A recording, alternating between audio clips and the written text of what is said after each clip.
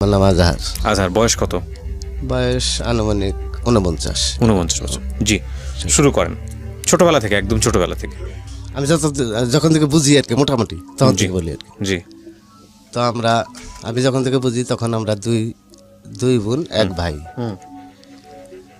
দুই বোন এক ভাই। আর ছোট থেকে দেখতাম আমার বাবা অসুস্থ। আচ্ছা। তো মাঝে মধ্যেই দেখতাম হ্যাঁ জল চোখের মধ্যে শোয়াইয়া নিয়ে যেত। জল চোখের মধ্যে শোয়? হ্যাঁ, জল চোখ। তো রাস্তাঘাট খারাপ ছিল। জি। তো এক বাপের এক ছেলে ছিলাম। তো সবাই আদর করতো। তো এইভাবে চলতে থাকলো। ক্লাস 1 আমার ভর্তি করে দেয়। 1 2তে যখন আমি পড়ি তখন থেকেই মনে করেন যে আমার জীবনে অন্ধকার নেমে আসে। কি সেটা ঘটনা কি ঘটছে? তো প্রতিবারই আব্বা অসুস্থ, তা গ্রামের মানুষ আসে আব্বারে বোঝায় যে তোমার অপারেশন হওয়ার সামর্থ্য আছে, তুমি অপারেশন হও না কেন? তা আব্বা ছিল অনেক ভীতু। তো যতবারই লোকজন বোঝাইতো এক পর্যায়ে আব্বা রাজি হয় যে আমি যে ঠিক আছে অপারেশন হবো। যেহেতু আমি বাবা ছোট। কি করতো আপনার? বাবা ব্যবসা, কাপড়ের ব্যবসা করতো ওই সময়টাতে? হ্যাঁ। প্রথমে আবার বাপ চাচা করে এটা বলিনি। বড় চাচা সরকারি চাকরি করতো, মেজো চাচা ব্যবসা করতো, আর আমার বাবাও ব্যবসা করতো।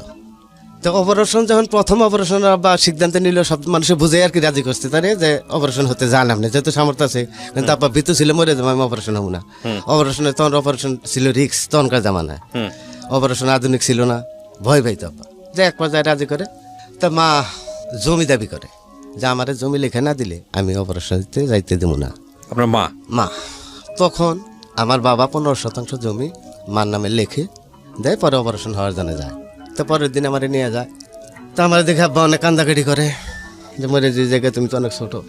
ডাক্তার বলে 8 দিন পরে অপারেশন করে লোক, 1 সপ্তাহ পরে। তা আব্বা গেছে, একদিন রয়েছে, দ্বিতীয় দিনই একটা রুগী অপারেশন হয়েছে, আব্বার পাশের সিটে শোয়াইছে তারে। তো এটা দেখে আব্বা অস্থির হয়ে গেছে, না আমি আর অপারেশন নেবো না। এই যে দেখে ভয় পাইলো, না আমি অপারেশন না, মরে যাবো। তারপরের দিনে আবার গেছি, চাচা নিয়ে গেছে, কইতেছে আমি 5 তালা থেকে হয় লাভ দিয়ে মরমু, না আমার থেকে নিয়ে যাও, আমি অপারেশন নেবো না। এক পর্যায়ে বাধ্য হইল তারা ফেরত আনতে। আচ্ছা আইলো, করলোই না সে না অপারেশন করলোই না, করবেই না সে, এই যে ভয় পাইলো। কিন্তু জমি কিন্তু একবার লেখে নেওয়া শেষ। আচ্ছা আচ্ছা, ওকে। তারপরে কিছুদিন এভাবে চলতো। আমি ক্লাস 3তে উঠলাম। তা আমার পড়াশোনায় আমি ইংরেজিটা আমার মাথায় কোনো কাজই করতো না। আমি সবটাই ভালো করতাম, কিন্তু ইংরেজি আমি বসতাম না। এটা নিয়ে খুব টেনশনে আছি যে সবাই পারে, আমি কেন পারি না? সবটাই ভালো করি কিন্তু এটা পারি না। এটা আমার কোনো মাথায় কোনো কাজই করে না। আমি একদিন দুপুরবেলা ক্লাস শেষ করে, প্রচণ্ড রোদ, যেহেতু আমার বয়স ছোট, আর আমার সময় তো জানেনি 8 বছর 9 বছরের আগে কেউ স্কুলে যায় না ওই বয়সটায়, ওই সময়টাতে। এখন তো 5 বছরের ছেলে স্কুলে পড়ায়। তা আমি আসতেছি, মাথায় শার্টটা খুলে মাথায় দিয়া বইটি হাতে নিয়ে আসতেছি। তা আমার বাড়ির পাশে মুদির দোকান আছে, ওখানে এসে আমি বসছি। তা আমি দেখতেছি যে দক্ষিণ মুখ থেকে একটা রুগী আসতেছে, জল চোখের মধ্যে শোয়া কাঁধে করে নিয়ে আসতেছে, ফেরত আসতেছে। পাশে তার বউ কান্নাকাটি করে আসতেছে, আরও কিছু লোকজন তারা আছে, আইসে আমাদের দোকানের সামনে এনে বসাইছে। কিন্তু লোকটা হয়তো আমার পার্শ্ববর্তী গ্রামের পরিচিত, আমার গোষ্ঠী রাজনৈতিক গোষ্ঠী, আর এই গোষ্ঠীর সাথে যাতায়াত করতো। আমি এই হিসাবে তার চিন্তা কোনদিন নাম জানতাম না। তো লোকটা বসানোর পরে সমস্ত লোকই তারা ঘিরে ধরছে। রুগীও তারা বলতেছে, রুগীও বলতেছে যে আপনারা একটু আসেন তো এদিকে, আমার ওয়াইফের একটু বুঝান তো আপনারা।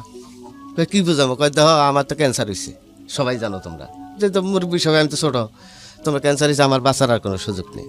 তা আমি তো মরে যাবো, আমার সমস্ত কিছু বেঁচে তো আমার চিকিৎসাপাতি করতে করতে আমার পুরো পরিবারটা ধ্বংস হয়ে গেল। এখন অলরেডি 4 বিঘা জমি আছে। তাইলে আমি আমার ওয়াইফরে বলতেছি যে এই 4 বিঘা জমি তুমি থাক, 2টা ছেলে আছে, এরা ভাতটা তো খেত থেকে হবে, জমির থেকে ভাতটা তো পাবে। তা আমার ওয়াইফটা বুঝতে চায় না, আমার ওর একটু বুঝান, কারণ আমি যদি বাঁচতাম, আমার এমন রোগ হয়েছে, ডাক্তার ফেরত দিছি, তাহলে আমার নিয়ে কেন এই নিয়ে টানাটানি কেন করে? আমি তো মরেই যাবো, বাঁচার যেহেতু কোনো সুযোগ নেই। তো হ্যাঁ, তো ঠিকই বলছে, তো মরে যাবো, বাঁচার তার কোনো সুযোগ নেই। অনেক জমি তো নষ্ট করে দিচ্ছেন, 4 বিঘা জমি সার বেছেন না। তখন এই মহিলা বললো যে আমার স্বামী যদি 1 ঘন্টা বেঁচে থাকে, এটাই আমার লাভ। আপনারা কি বুঝাবেন আমার? তো ওই মহিলা বলতেছে আমার স্বামী যদি 1 ঘন্টা বেঁচে থাকে, তারপরে আমরা 1% জমি থাকতে আমি তার চিকিৎসা বন্ধ করবো না। 1 ঘন্টা বেঁচে থাকলে ওইটাই আমার লাভ। তারপর তো বাকি মরে যাবো, কি করে খামু না খামু এটা পরে। এই কথা করে চলে গেলো। আমি বাড়িতে আসলাম, আইসা দেখতেছি যে আব্বার অসুখ একটু ভার। তারপর কইতেছে যে গোপালপুর একটা ডাক্তার আসছে, হোমিওপ্যাথি, আমেরিকা থেকে ট্রেনিং নিয়ে আসছে, তাহলে ও চিকিৎসা হই। তো সুন্দর কথা, তা আমার কইলো যে তুমি সাইকেল নিয়ে যাইতে পারবা। আমি বললাম একটা লোক দিয়ে দিলাম, আমার বৎসরিক একটা কামলা ছিল, যে বৎসরি হেরে দিয়ে আমার দিয়ে পাঠাই দিল। পরে যাইয়া আমরা ওষুধ নিয়ে এলাম। তো ওষুধ খাইতে থাকলো আব্বা। পনেরো দিনকার ওষুধ দেয় আর কি, 15 দিন পরে আবার যাই নিয়ে আসি। এইভাবে কিছুদিন চলার পরে আবার অসুস্থ হয়ে পড়লো। তা আবার অসুস্থ হয়ে পড়লো, এমনভাবে পড়লো, আবার তার লোকজন আত্মীয় বুঝাতে শুরু করলো, তুমি একবার যে অপারেশন হইলে না, ফেরত আসলা, তোমার হয়েছেটা কি, তুমি অপারেশন হও না কে, কোন রুগীটা মারা গেছে। পরে 1 বছরের মধ্যে আবার সিদ্ধান্ত নিলে সে অপারেশন হইতে যাবো, যাক চিকিৎসা মর্ম সবাই যেন কইতেছে যা। তখন মা আবার দাবি করে বলে আমার জমি লেখা না দিলে আমি চাইতে দেবো না। তখনও বাবা 20% জমি লিখে দিয়ে পরে অপারেশন করতে যায়। ঠিক আগের বার যা করছিল পরের বারও ঠিক তাই, একই কাজ। যাইয়া গেল সাহস করে, যাই হেরে করলো না আমি করবো না, আমি বাড়ির যাবো, বাড়ির থেকে অজ্ঞান করে আমার আনতে হবে। হার্টে দুর্বল ছিল তা, কই এটা কোনোভাবেই সম্ভব না, এই বাড়ির যে এটা 30 মাইল দূর থেকে অজ্ঞান করে আমরা এটা সম্ভব না, হ্যাঁ কোনোভাবেই সে রাজি না। না আমি অপারেশন হবই না, আমি যাবো ওই জন্য মরমো। আবার তারে ফেরত আনতে বাধ্য হইলো, অথচ জমি 2 বার লিখে নিল মা। তো এইভাবে চলতে থাকো, আবার এসে হোমিওপ্যাথি চিকিৎসা শুরু করলো। আমি তখন ক্লাস 4 পড়ি। এর মধ্যে প্রত্যেকবারই কিন্তু আমি ওই ইংরেজিটা খারাপ করি, ওটা একদম বাদ, ওটা আমি কিছুই পারি না, সবটাই পাস করে ওইটা যে ফেল। তো পড়াশোনায় আমার একটু মানে আমার মন চায় না যে আমি স্কুলে যাই, মানে ওই যখনই স্যারেরা আসে ক্লাস নিতে, ইংরেজি আমি কিছুই বলতে পারি না, কিছু লিখতেও পারি না। সবটাই পারো তুমি, ইংরেজি কেন পারো না? আমি বললাম স্যার এটা কোনোভাবে আমার মাথায় কাজ করে না। যাকে এইভাবে চলতে থাকলো। আরও কিছুদিন যাওয়ার পরে আবার এমন অবস্থা হইলো যে তখন না আর ছিদ্রি হয়ে গেছে, আলসারের রোগ ছিল, তো ছিদ্রি হয়ে গেছে, খাদ্য পাস করে। এখন আর কি করবো, এখন আরও পাই না। তখন চেয়ারম্যান আসলো, আমার চাচাতো ভাই সাবেক এমপি, উনি আসলো। এরা আইসা তারা বুঝাইলো যে এখন তো আর তোমার সুযোগ নেই, এখন তো অপারেশন হইতেই হবে, নয়তো এমনি মারা যাবা গরমের বেশি। তো 2 বার তুমি ফিরে তাইলা, এবার কি করবা? তখন খাদ্য একটু একটু করে লিক করা শুরু করছে তার। রাজি হইল আব্বা যে অপারেশন সে করবে, ঠিক আছে, মরলে চিকিৎসা হয়ে মরবো, যাক ইতের গা ফিরবো না, যা হয়েছে আমি ইতের গা অপারেশন করবো। তো মা রেগুলো টাকা পয়সার ব্যবস্থা করা। তো মা তার বাবার বাড়ি থেকে কিছু সম্পদ পেয়েছে, কিছু অর্থ আনলো। আনার পরে সে পাশাপাশি আরেকটা আয়োজন করলো যে জমি লেখানোর একটা পরিকল্পনা। তখন এই রয়েছে মার উকিল মা, তো সে পরামর্শ দিচ্ছে তুমি তো 2 বার জমি লিখে নিছো কিন্তু অপারেশন হয় না, এবার কেমনে বলবা? তাহলে এই কাজ করো, তুমি তোমার বোন সবটি আনো, অপারেশন হওয়ার আগে একটা মিলাদ দাও, গরমে সবাই পয়সা, এটা ব্যবসা আছে, তখন তুমি এটা তোলবা কথাটা, জমিটা লেখা নেওয়ার ব্যাপারে। কথা মতো কাজ, অপারেশনের জন্য আপাও রাজি হইলো, মাও, সব লোক ডাক্তার, নানি এলো, খালা এলো, আরো তার মানে সহযোগী যারা আছে সবাই উপস্থিত ঘরের ভিতরে। তখন আবার বোঝানো শুরু করলো যে আমার জমি যদি লিখে না দেন আমি কিন্তু অপারেশন বাজাই দিলাম না, কারণ যুগকাল ভালো না, দিন ভালো না, ছেলেরা বাদ দিবে না, এই সম্পদ আপনি যে মরে যান এই সন্তানে বাদ দিবে না, জমি লিখে দেন। তখন আমি কইলাম যে মা, বাবার নামে থাকলে কি আর মার নামে থাকলে কি তফাৎটা কি গো? বাবার নামে থাকলে কেরা পায় আর মার নামে থাকলে কেরা পায় সম্পত্তিটা? সন্তানই পাবো, কোন সন্তানে পাবো? ওই যে আমার সন্তান রেডি পাবো। তাহলে আমি তখন করলাম যে তাহলে এই যে মাঝখান থেকে আপনি রুগী চিকিৎসা দিয়ে জমি যে লিখে নেবেন, ট্রান্সফার করতে টাকা পয়সা লাগবো না? এতে টাকা পয়সা দরকার আছে, তাহলে ইয়ার নাম থেকে হ্যার নাম থেকে নেওয়ার দরকার কি? পয়সা নষ্ট করার দরকার কি? এমনি তো আপনার চিকিৎসা করতে করতে আমরা 3 বাচ্চা ছাড়া 3 ভাই সবচেয়ে আমরা নিম, হ্যাঁ আরো সচল। এই কথা আমি বলার পরে হ্যাঁ আমার প্রতি একটু ক্ষিপ্ত হইল, এই তুই কি বুঝবি, যা বাইরে যা। আমি বাইরে চলে গেছি। তারপরে বুঝে আপনি যদি জমি না দেন আখেরে দাবি থাকবে না, মারা যান, জমি অবশ্যই আমার লেগে দেন নেবো, নইলে আমি কিন্তু অপারেশন না। এটা হচ্ছে আপনার মা বলতেছে। তখন আমি আবার গেছি ঘরে যে ওই যে একটা রুগী আমি রাস্তায় দিয়ে গেছিলাম, যে বললো যে আমার স্বামী যে 1 ঘন্টা এইটাই আমার লাভ, এই জিনিসটা আমার মাথায় তখন কাজ করছে। এই জিনিসটা আমি মাথায় খেলে কাজ করি, হ্যাঁ কেমন নারী, হ্যাঁ তো সর্বোচ্চ বিক্রি করে দিতেছে, স্বামীর নিষেধ মানতেছে না, সর্বশান্ত হয়ে দিতেছে। আর ই কেমন ভাবে অসুস্থ হয়ে পড়লে জমি চায়, একই অপারেশনের জন্য 2 বার জমি সে লিখে নিছে, অপারেশন হয় নাই, এই 3য়বার যাবে, এখনো তারা জমি লিখে নেবো। আমার তখন মাথায় অন্যটা কাজ করছে, আমি ঘরের ভিতরে আবার গেছি, বলছে আপনি কি ব্যবসা শুরু করছেন? এক অপারেশনের জন্য আপনি কয়বার জমি লিখে দিতে চান? আমার বাপ এই জমির চিন্তাই করবো না তার বাচ্চা নামর ভাই চিন্তা করবো? আপনি কি করেন? তখন সে পান খাচ্ছিল, ঘর ভর্তি মানুষ, নানি রয়েছে, খালারা রয়েছে, তার উকিল মা রয়েছে, সব মানুষ উপস্থিত, অনেক মানুষ। তো এই কথা আমি বলার পরে তখন ক্ষিপ্ত এসে লাভ দিয়েছে, দেখেন আপনারা এই মাথার বিজলা জানে, এই ছেলে কি বাদ দিব? দেখেন কি এই ছেলে বাদ দিতে পারে? কোনোদিন সে দিবে না। তখন এর মধ্যে আমার চাচা যায়, আমার চাচা মাজিলা চাচা যায়, মাসিলা ঘরে থাকে, আজহার কি খুব খারাপ করতে বলছে, তুমি কি ফাইজলামি শুরু করছো, একদম বাজে মহিলা তুমি আমার ভাইয়ের চিন্তা না করে প্রতিবার জমির চিন্তা করো, কি কারণটা তোমার? অসভ্য নারী এই কথা কোয়ার পরে চাচা আমার চলে যায়। তখন সে আস্তে আস্তে আবার দাঁড়ায় আমার মুখের দিকে বেসায় থেকে মানে আমার খেয়ে ফেলাই দেবে। তখন সে আমারে বলে যে আজকের থেকে এই মন থেকে তুই বাইরে গেলে, আমি বললাম আর সারা জীবনে এই মনে আর ঢুকতে পারবি না। এটা আপনার এটা মা মা বললো। আর আমি তারে বললাম যে আমি একদিনও চেষ্টা করবো না আপনার অন্তরে ঢোকার জন্য, একদিনও চেষ্টা করবো না। জমি লেখে নিতে পারলো না, বা দু একদিনের মধ্যে অপারেশন হইতে গেলে অপারেশন হইলো, আসলো, কিন্তু আব্বার অপারেশন সাকসেসফুল হইলো না, একটু ত্রুটি রয়ে গেল। আবার তার ডাক্তাররা আবার তার আমন্ত্রণ জানালে যে আবার অপারেশনটা করবে, একটু ত্রুটি রয়ে গেছে একটি জায়গায়। এই ত্রুটির কারণে যদি অপারেশন না হয় তাইলে সারা জীবন যাও ভাত খাইতে হবে, যাও ভাত খাইতে হবে, শিং মাছের তরকারি খাইতে হবে, আর ছাগলের দুধ এ খেতে হবে, আর এমনি ভাত মরিচ এলে হারাম তার জন্যে। আর অপারেশন যদি হয় আবার তাইলে হয়তো সব কিছু খাইতে হবে। আবার অপারেশন হইল না, ওইভাবে চলতে থাকলো।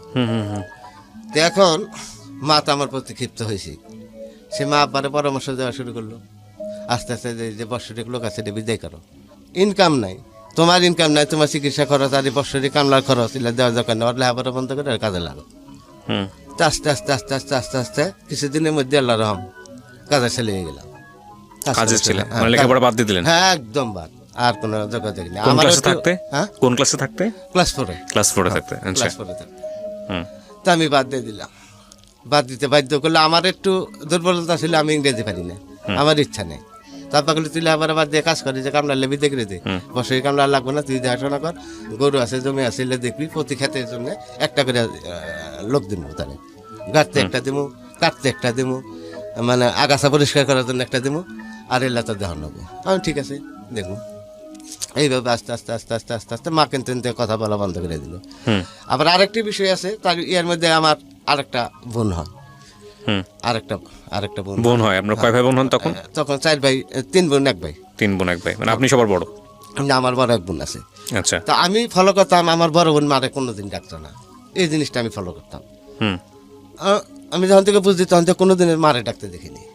আচ্ছা। মা কয়ে ডাকে না, কারণ কি? আমি অনেকদিন প্রশ্ন করলাম, এই যেহেতু আমার সাথে ফ্যাকশনটা পাইয়ে গেলাম আমার জমির ব্যাপার নিয়ে লেখালেখি, মারে আমি আরো প্রশ্ন করলাম আমার বোনের নাম হচ্ছে হেনা, যে বুবু তুমি কেমনে মারে না ডেকে থাকো? আমি তো অনেক চেষ্টা করে পারি না, ঘুরে ঘুরে তো ডাক দিয়ে ফেলাই, আর হ্যাঁ তো আমার দেখতে পারে না, জমির ব্যাপার নিয়ে তো তুমি কেমনে থাকো? কয় যে আমি কেমনে থেকে জানার তো দরকার নেই, তুই ডাকবি না ডাকবি আর তোর ব্যাপার।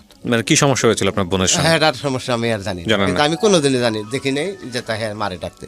খাইতে বসতাম একসাথে, ভাত বসতো, মা ভাত দিত, ভাত ফুরে গেলে হ্যাঁ প্লেটটা আগাই দিত, ধাক্কা দিয়ে সামনের দিকে দিত, ভাত দিত আবার টান দিত, কিন্তু বলতো না ভাত দেন, কথাই বলতো না। হ্যাঁ, কোনো কথাই বলতো না। কি কারণে এটা আমি আর দেখিনি, বুঝিও না, সে বললো না। আমি মানে যখন থেকে বুঝি তখন থেকে এই সিস্টেম দেখি।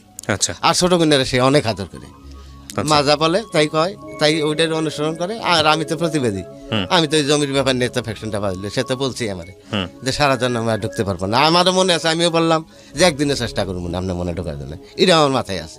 আমি কোনোদিনও ধনী মানুষের সাথে, আমার গোষ্ঠীর যে লোকজন তাদের সাথে আমি কোনোদিনই চলি না, আমি শান্তি পাই না তাদের সাথে চলিয়া। আমি শুধু গরিব মানুষের সাথে চলি, গরিব মানুষের সাথে চলি, মানে যে আব্বা বলে যে ওই আমাকে কামলানো আজকে, তো যাই, হেরা যাই দেখি যে অনেক হাসি খুশি, গরিব তাতে করে খাবার নাই, কালকে খাবার নেই, আবার 4টার দিকে যাই কামলা ডাকতে যাই, দেখে কমাই গেছি। তাই বলি আমি যে আমি কালকে কামলা দিতে পারবেন? শুয়ে পড়ছেন, কয় ঘুমাই গেছি, যে আপনাদের করে খাবার নাই, না খাই থাকেন, আপনাকে এত সকালে ঘুমাই কেমনে? আর আমার দেই না, রাত 12টা পর্যন্ত মিটিং করে, এতে তো কোনো শান্তি নেই, আপনাদের এত শান্তি করতে পারেন আপনারা? আমার মাথা গেলে এলে কাজ করতো, গরিবরা এত শান্তি করতে পান, এত শান্তি। আমি এই থেকে গরিব মানুষের পছন্দ, আমি গরিব মানুষের সাথে মিশি সারাদিন, ওই একটা করে প্রত্যেকটা জমিতে একটা করে লোক দেয়, একটা একটা করে লোক নেই, আর তাদের সাথে কাজ করি। আবার প্রতি সন্ধ্যা হইলেই তাদের বাড়িতে বেড়াতে যাই, কার কি সমস্যা আছে দেখি, ই করি। এদেরকে আমার খুব ভালো লাগলো না, সমাজ থেকে আমি আর বিচ্ছিন্ন হয়ে গেলাম। পুরা গোষ্ঠী থেকে আমার ফকির গোষ্ঠী, আমরা এমনি 26টা বাড়ি, এই 26টা বাড়ি কোনো লোকের সাথে আমার সমাবেশী সমস্ত পলায়নের সাথে আমার কোনো সম্পর্ক নেই, শুধু সম্পর্ক কামলা জামলার সাথে। তো আমার দেখলে ওরা টিটকারি দিত, কিরি তোর সঙ্গ খালি ফকির মিসকিনের সাথে, কামলা জামলার সাথে, তোর কারণ কি? তুই তো গোষ্ঠীর কলঙ্ক দিই। জায়গা এইভাবে যাই, কাজ করি।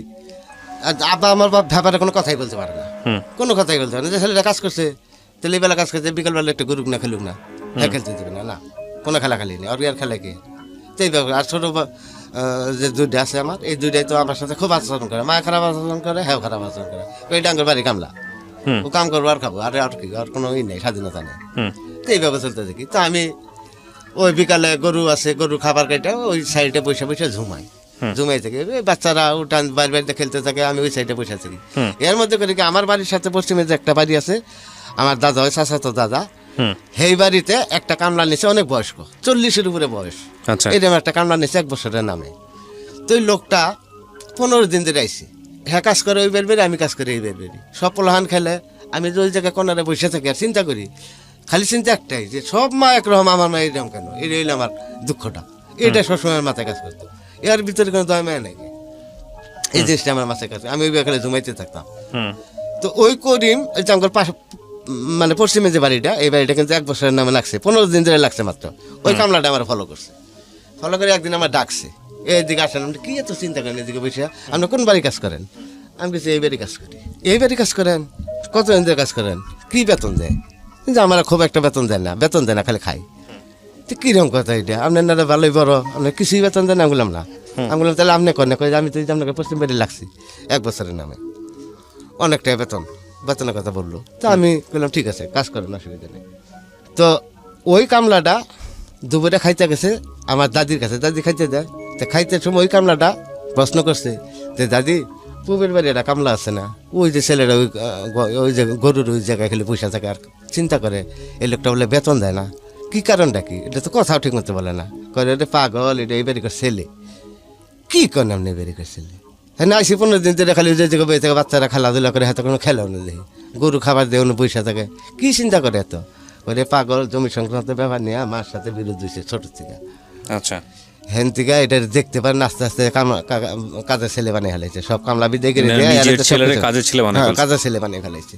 আচ্ছা এই বেরিকের ফোলা, হ্যাঁ না দাদি এটা কি করেন আপনি? এই বেরিকের ফোলা দেখতে কালো শুকনো, এই বেরিকের ফোলা এটা কি কর? তা খাওয়া বাদ দিয়ে উঠাইছে, আইয়া আমার আইসে, এই মেয়ে আপনি বলে এই বেরিকের ফোলা, আপনি কোন কামলা এই বেরিকের কি করেন আপনি? আমি বললাম হরে ভাই, আমি এই বেরিকের কামলা, এই বেরিকের কাজ করি। দেন নামনে আবার গেছে যাই দাদি আপনি আমার সাথে আর কি করে, এই বাড়িকার কামলা কই নামনে, এই বাড়িকার পোলা কই নামনে, আর হ্যাঁ কই কামলা, এটা কিনে কথা কত সত্যি কসম করে কথা তুমি বিশ্বাস করো, এটা এই বাড়িকার বড় ছেলে। জমি লিখে নিয়ে 2বার জমি লিখে নিয়েছে, অপারেশন হয় নাই, আবার জমি লিখে নিতে আপনার অবস্থার কথা বলছি, বইলে ওরা বুঝাইছি। পরে আস্তে আস্তে আস্তে লোকজন বিদায় করে দিয়ে আরে কামলা ফালে হেলাইছে অনেকদিন ধরে এই অবস্থায়। হ্যাঁ বাড়িতে যায় না, খালি খাইতে সব ভিতরে যায়, যে খারে থাকে খাবার দেয়, পরে বাইরে এই করে। আর আঙ্গর সাথে মিশে, আর বাড়ির কারোর সাথে মিশে না, কোনো ভাই বোনের সাথে সে কথা বলে না, বাপের সাথে 2-1টা হলে মায় কোনো কথাই বলে না। তাই নাকি, কি করেন আপনি? পরে আবার লোকটা এসে আমার শেষ রে তার কাছে নিছি, তার বাড়িতে নিছি, তার যা থাকার যে ঘর দিচ্ছে, এক সাইডে ঘর আর এক সাইডে গরু থাকে, ওই ঘরে নিয়ে উঠেছি। আপনি কি করেন না এই বাড়ি করে বললাম না? আমি বললো হ, মানছে কয় আমি কই না, এটা কেমনে সম্ভব? আমি বললাম হওয়া সবই সম্ভব। কয় তাহলে কাজ করেন, কোনো বেতনে দিয়ে দেয় না? আমি বললাম না, কোনো বেতনে দিয়ে দেয় না। তো বেতনে দিয়ে দেয় না, কেমনে থাকেন তাহলে? আপনি কাজ করি ভাত খাই, ওই অন্য জায়গায় আমি আপনার কামের ব্যবস্থা করে দিই, অনেক দূরে। আমি আগে যেন কাজ করতাম, কাজের ব্যবস্থা করে 3000 টাকা 1 বছরে দিব আপনার। আমি বললাম না, এটা সম্ভব না, নিজের বাড়ি কাজ করি হাঁটাহাঁটা বিষয়, আর পরে বাড়ি কাজ করি, এটা কোনোভাবে সম্ভব না।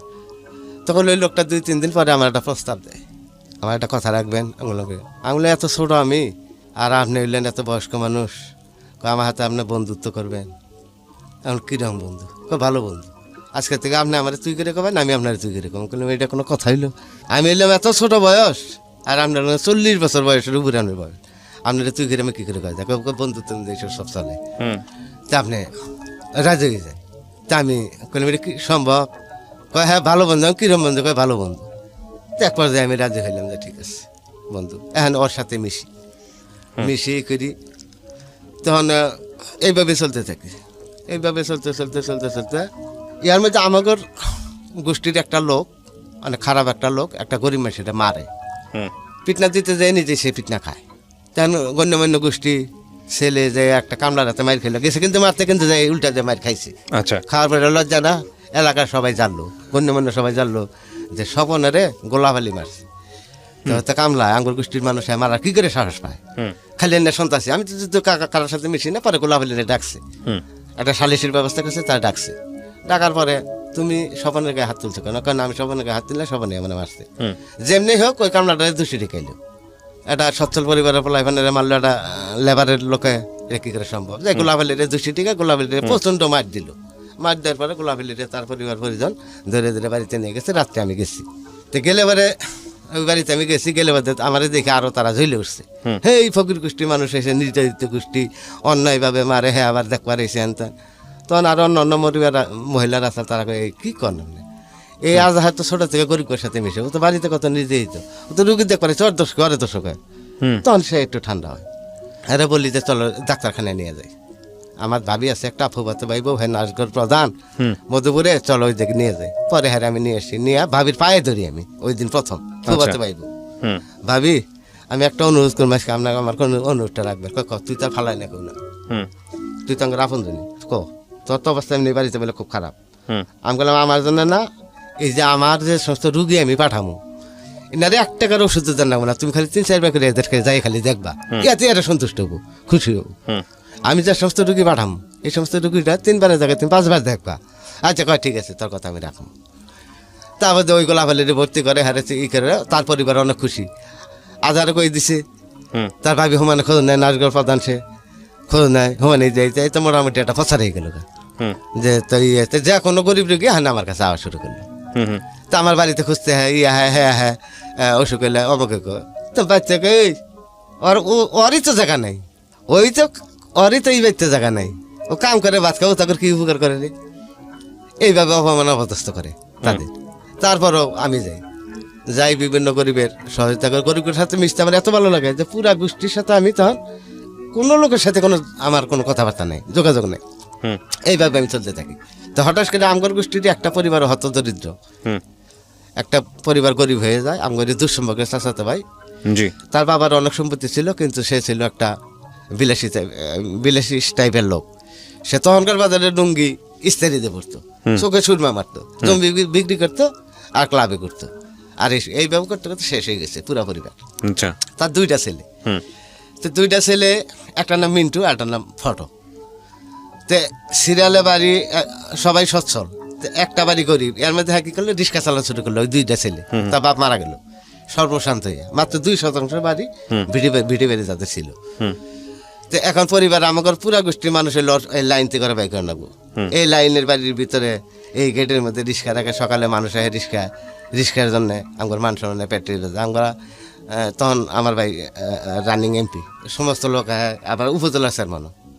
তো সব মানুষের 10 গ্রামের মানুষ বিচার আসার জন্য আমার গোষ্ঠীর মধ্যে হ্যাঁ আমার লাইনের মধ্যে দেখে রিক্সা রেখে দেয় না, ওরা যেমন এই লাইন থেকে বাইক করে, লাইন থেকে পরে ওরা কেমনে কেমনে পরামর্শ দিচ্ছে যে তোর বাপে তো সব বেশি হালাইছে, রিক্সা রাখা শুনো, সকালে মাঠে রিক্সা নিয়ে হ্যাঁ ই কর, তো বাড়ি পিছিয়ে যা, তোর 2% আছে, বাড়ির পিছিয়ে 8% জায়গা তোর দিব, উনি যে বাড়ি করবো এদিকে লাইন থেকে বাইরে যেমনি হোক এক পর্যায়ে ওরা বাইক করে দিছে।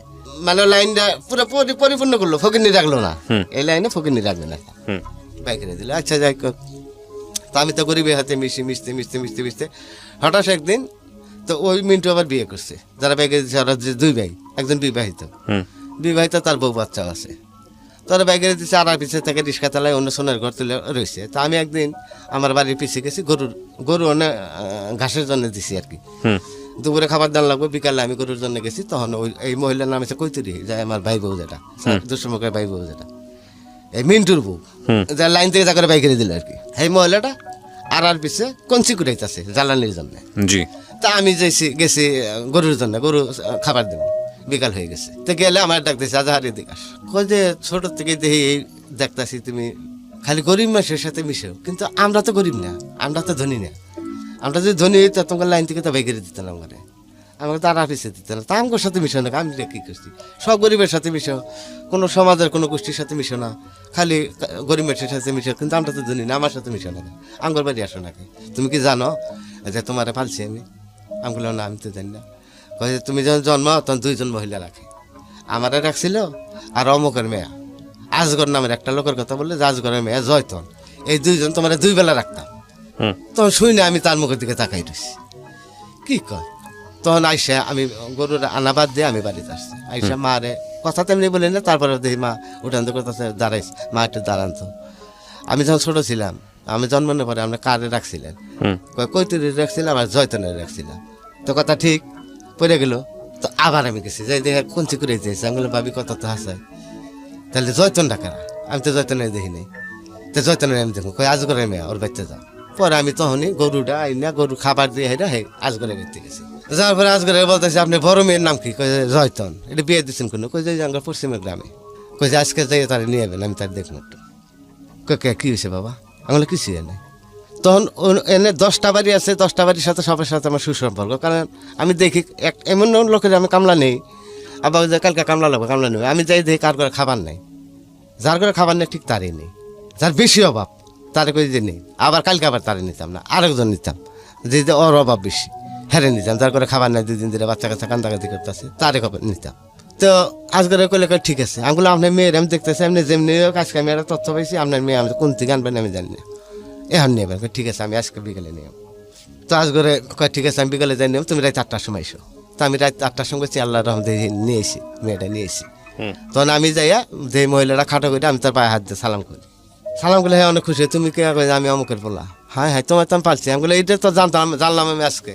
তো যাই হোক তার সাথে কথা বললাম, তার প্রতি শ্রদ্ধার মানে শেষ নেই। মানে এই 2টা মানুষই আমরা পালছি, মায় যদি আমরা পালতো তাহলে তো আমার প্রতি তার দয়া থাকতো, মায়া থাকতো না। এত সয় সম্পত্তি আর আমি যে অবস্থায় থাকি আমার 10টা টাকা দেয় না খরচের জন্য, তাহলে এত কষ্ট করে আমি চলি, কোনো দিকে একটা সুবিধা দেয় না। এই জন্যই তো আমার মায়ের আমার প্রতি মায়া নেই, এটা আমার মনে সবসময় কাজ করে। নাহলে সবার মা এইরকম, আমার মা এইরকম কেন? আমার প্রতি দয়া মায়া নাই কেন? কি কারণে? যাই হোক এখান থেকে আমি আসলাম, আসার পরে বাড়িতে আসলাম। এখন প্রতিদিনই আমার খোঁজার জন্য মানুষ আসে, এবারের থেকে আসে এই সমস্যা, ওবারের থেকে আসে এই সমস্যা। তো ওই আব্বা এবার বকাবাদ্য করে, এই যা ওর জায়গা নাই, ওর এই জায়গা নাই, তখন কি উপকার করে রে? ও কাম করলে খাবার দেয় নয় না, ওর আবার কি তোরা করে কি উপকার করে? ও কেউ আবার কেউ কেউ বড় মানুষ আসে, তাকে আবার কেউ কেউ বাচ্চা পাঠাই দেয়। আমি প্রত্যেক বাড়িতে সন্ধ্যা পরে 2বার 3বার করে দেয়, এই 8-10টা বাড়ি প্রতিদিনই ঘুরে ঘুরে দেয়। হয়তো আনুমানিক 14-15 বছর বয়স হয়েছে আমার তখন। তো তখন আমার যে গোষ্ঠীর মধ্যে যে প্রত্যেকটা পরিবারের যে 2টা একটা করে বৎসরিক কামলা আছে, এরা রাত্রে একটা প্রোগ্রাম করলো যে ধনবাড়িতে যাবে সারা সিনেমা দেখতে। তুই যাবি? আমি বললাম আমি যাবো। গেলাম, যাই দেখলাম লাইলি মজনুর ছবি। তো এই ছবি দেখা পড়লাম আরেক বিপদে। ছবি দেখছি প্রেম জড়িত ছবি, তখন ছবি দেখা রাত 1:30টার সময় বাড়িছি, কোনো গাড়ি ঘোড়া নেই, মানুষ অনেকগুলা। আস্তে আস্তে আস্তে আস্তে হাঁটা শুরু করলাম, হাইটা যাবো চল মধুপুর 8 মাইল। তো সারা রাস্তা হাঁটি। আচ্ছা, হ্যাঁ রাত 1:30টার সময় কিন্তু ছবি দেখে বেরিয়েছি। তখন হাঁটা আসি, কতক্ষণ করে আসে আর পাখার মধ্যে সবাই শুয়ে পড়ে, আমিও শুয়ে পড়ি। আবার গাড়ি যাতে একটা না আসে এতে উঠি না, যাতে একটা গাড়ি আসে তখন আবার উঠি। এইভাবে আস্তে আস্তে আস্তে আস্তে আস্তে মধুপুরের কাছাকাছি আই পড়ছি, তখন ফজর নামাজে আজান দেয়। আজান দিলে এখন বড় যারা তারা করতেছি ঘর মসজিদ বাস স্ট্যান্ডে জামে মসজিদ আছে, ওনে যে সারা রাত যাচ্ছি, এখন তো যাই শোয়ার সুযোগ নেই, বেলা উঠে গেল, সকাল থেকে কাম ধরন লাগবো। বাস স্ট্যান্ডে যাই জামে মসজিদে যাই হাত পাও দিয়ে পানি টানি খাইয়া পরে যাবো। তো এনে আইসি, নামাজ শেষ হয়েছে। নামাজ শেষ হওয়ার পরে মসজিদের এক কোনায় একটা মহিলা নিয়ে কয়েকজন পুরুষ নাড়াচাড়া করতেছে, কথা কাটাকাটি করতেছে, বুঝতেছি না কিছু। তা আমার সাথে বড় যারা তারা গেছে, আইগে গেছে, আমিও গেছি। যাই দেখতে একটা হিন্দু মেয়ে একটা ছেলে বাইকেরে নিয়েছে, কোন থেকে আনছে তাও কিছুই জানি না। আয়সা ইমাম সাহেবের ধরছে মসজিদে, আমার এই মহিলাটা মুসলমান বানাই দিন এবং বিয়ে করাই দিন।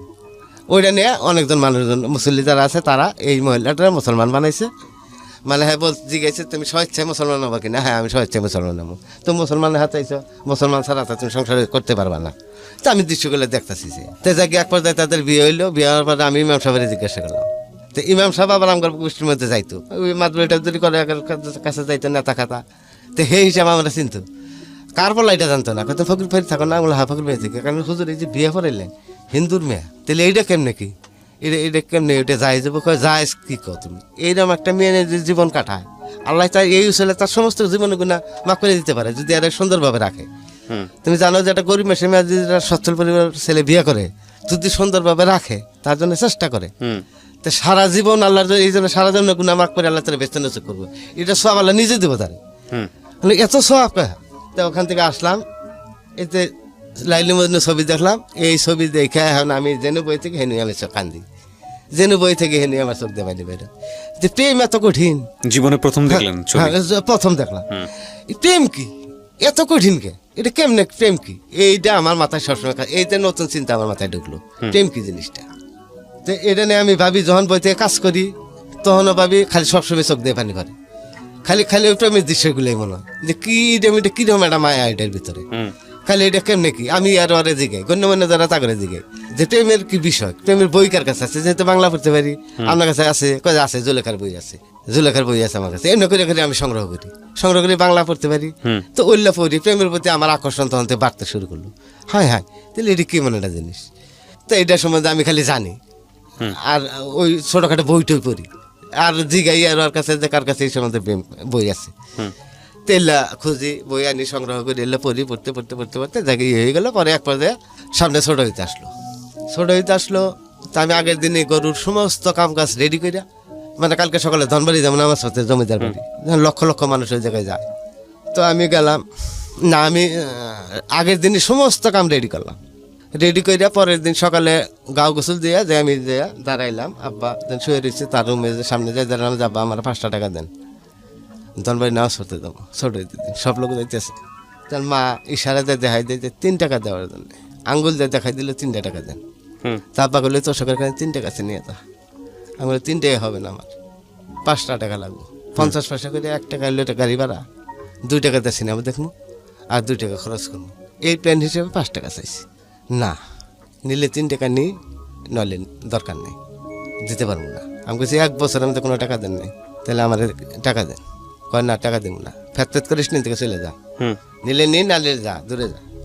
তা আমি দরজায় কাঁদতে থাকি যে দেন, আর 1 বছর আমি দেন নেবো না, দেয় না। এর মধ্যে আমার এক ফুফাতো বোনের ছেলে, সে আমার বন্ধু, হ্যাঁ যাবো ধনবাড়ি নামাজ পড়তে, আচ্ছা, তো হ্যাঁ রেডি হয়েছে, রেডি হয়ে তার মারে করতেছে আজার রেডি আহ নাকা মামনা একটু দেখেন যে আমি রেডি হয়ে বই দিচ্ছি, হ্যাঁ এসে দেখে যে আমি দরজায় কাঁদতে আসি, তো আমার ফুফাতো মামা ওর দেন নাকে, ধনবাড়ি যাবো নামাজে যাবো, তা কয় 3 টাকা দিছি নিব না, কয় 3 টাকা দেবেন কেমন, 1 বছর টানতে যাবো খাটাই দিচ্ছেন, অন্যটা মানুষ যা কাম করেছেন না জীবন ভাড়া, কি করে পয়সা দেন না, ওর তো কিছুই দিন না, আপনার এত হারাম হয়েছেন, এত সীমারকে টাকা দেন, কয় না 3টা নিলে নেই, না নেই না, আমি দরজায় কাটতে থাকি, তার বোন আমার শেষরে তার বাড়িতে নিয়ে যায়, ফুফাতো বলে নিয়ে যাচ্ছে 10 টাকা দেয় না, এর মধ্যে আমি বলতেছি আজকে যে টাকা না দেন সারা জীবনে আর আমি এমন করে টাকা চাম না, কই যে বাঘের বাচ্চার মতো কথা কইছিস তুই, আমার বাপে কয় পুরুষের মতো কথা কইছিস, যে কথাটা কইলি যে জীবনের টাকা চাবি না, আমি 5 টাকা দিলাম না, তাহলে তো তুই জীবনের টাকা চাবি না, বাপ তখন সুস্থ, হ্যাঁ সুস্থ হইলেও প্রতিবন্ধীর মতোই সে, কারণ ওই মার কথা বাইরে যেতে পারে না, ওই তার খাবার আলাদা,